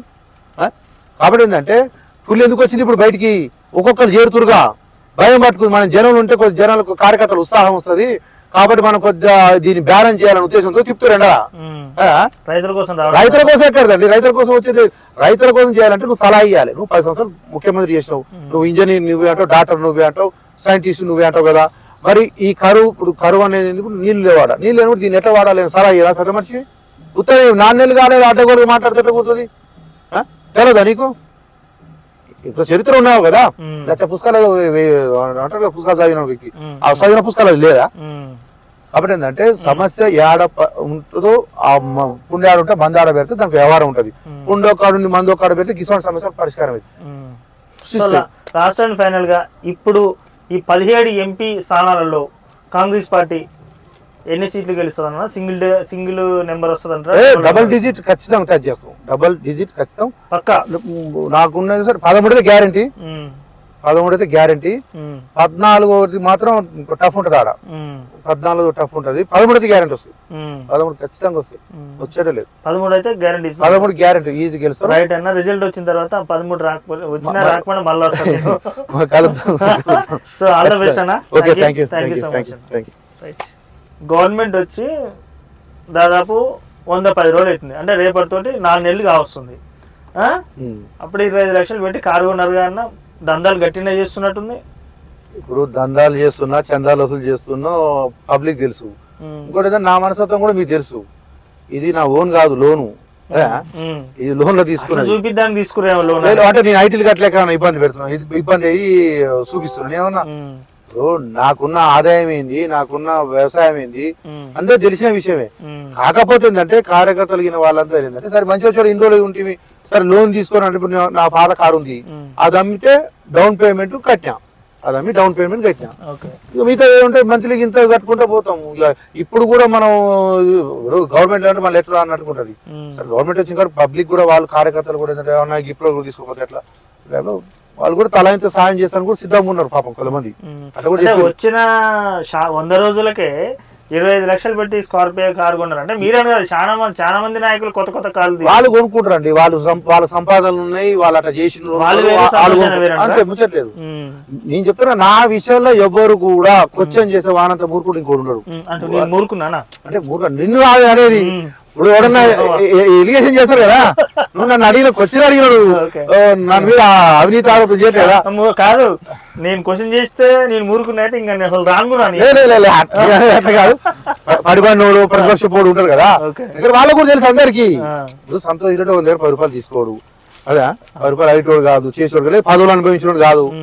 పదవులు అంటే గుర్తొచ్చింది, నెక్స్ట్ అన్న సంతోష్ అన్న ఎంపీపా జెడ్పీటీసా ఇప్పుడు నెక్స్ట్ ఏమన్నా పదవిలో చూడొచ్చా సంతోషాన్ని? ఇప్పుడు ఆల్రెడీ ఉన్నా వండపడదేశుడు, ఇంకేది అది ప్రజాప్రతినిధిగా అది సారు మేడం ఏదంటే అది వాళ్ళు ఏది చెప్తే అది అంతే.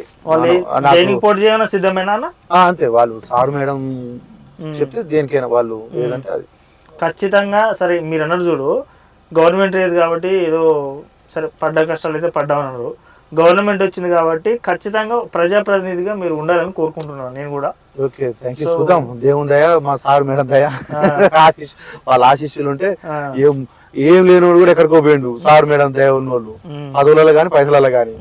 కాబట్టి వాళ్ళ చల్లని చూపు అట్లా వర చూసినా చాలు నాకు. అంతేనా ఫుల్ కూడా అసలు సైడ్ అట్లా చూసిన సార్ మేడం. అంతేనా కాబట్టి నాకు కూడా పెద్ద కోరికలు లేవు కానీ సరే ఏదైనా మనం సెటిల్ కావాలి. అంటే ఖచ్చితంగా అయితే సంతోష్ రెడ్డిని ఏదో ఒక పదవిలో అంటే ప్రజాప్రతినిధిగా చూడబోతున్నాం ఫ్యూచర్ లో అంటావు. నేను చెప్తున్నా కదా నాకేం కోరికలు లేవు. సార్ మీద ఉండి అది సరే సంతోష్ చేయరా బాబు అంటే చేస్తాను అంతేనా అంతే. అంతే తప్ప మనం పోయినసారి అవకాశం ఉంటే కానీ సీనియర్ అని చెప్పి వేరే వాళ్ళకి ఛాన్స్ ఇచ్చి ఉంటుంది. అప్పుడే కార్యకర్తలు బాగా ప్రెషర్ తీసుకొచ్చారు కానీ ఇక ప్రతిపక్షంలో ఉన్నాం ఉండి మనం దుబ్బులాడుకుని అవతల సందేహానికి ఇవ్వాలని చెప్పి సీనియర్ నాయకునికి ఛాన్స్ ఇచ్చినాం. ఇప్పుడు ప్రభుత్వం ఉంది కాబట్టి ఇలా 2-3 పదవులే, ఇలా 300 పదవులు ఉంటాయి. అందరూ అదే ఒకటే పదవి పడితే ఎట్లా కుడుతుంది?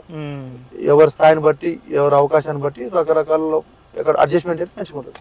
ఓకేనా, thank you. Okay, thank you so much.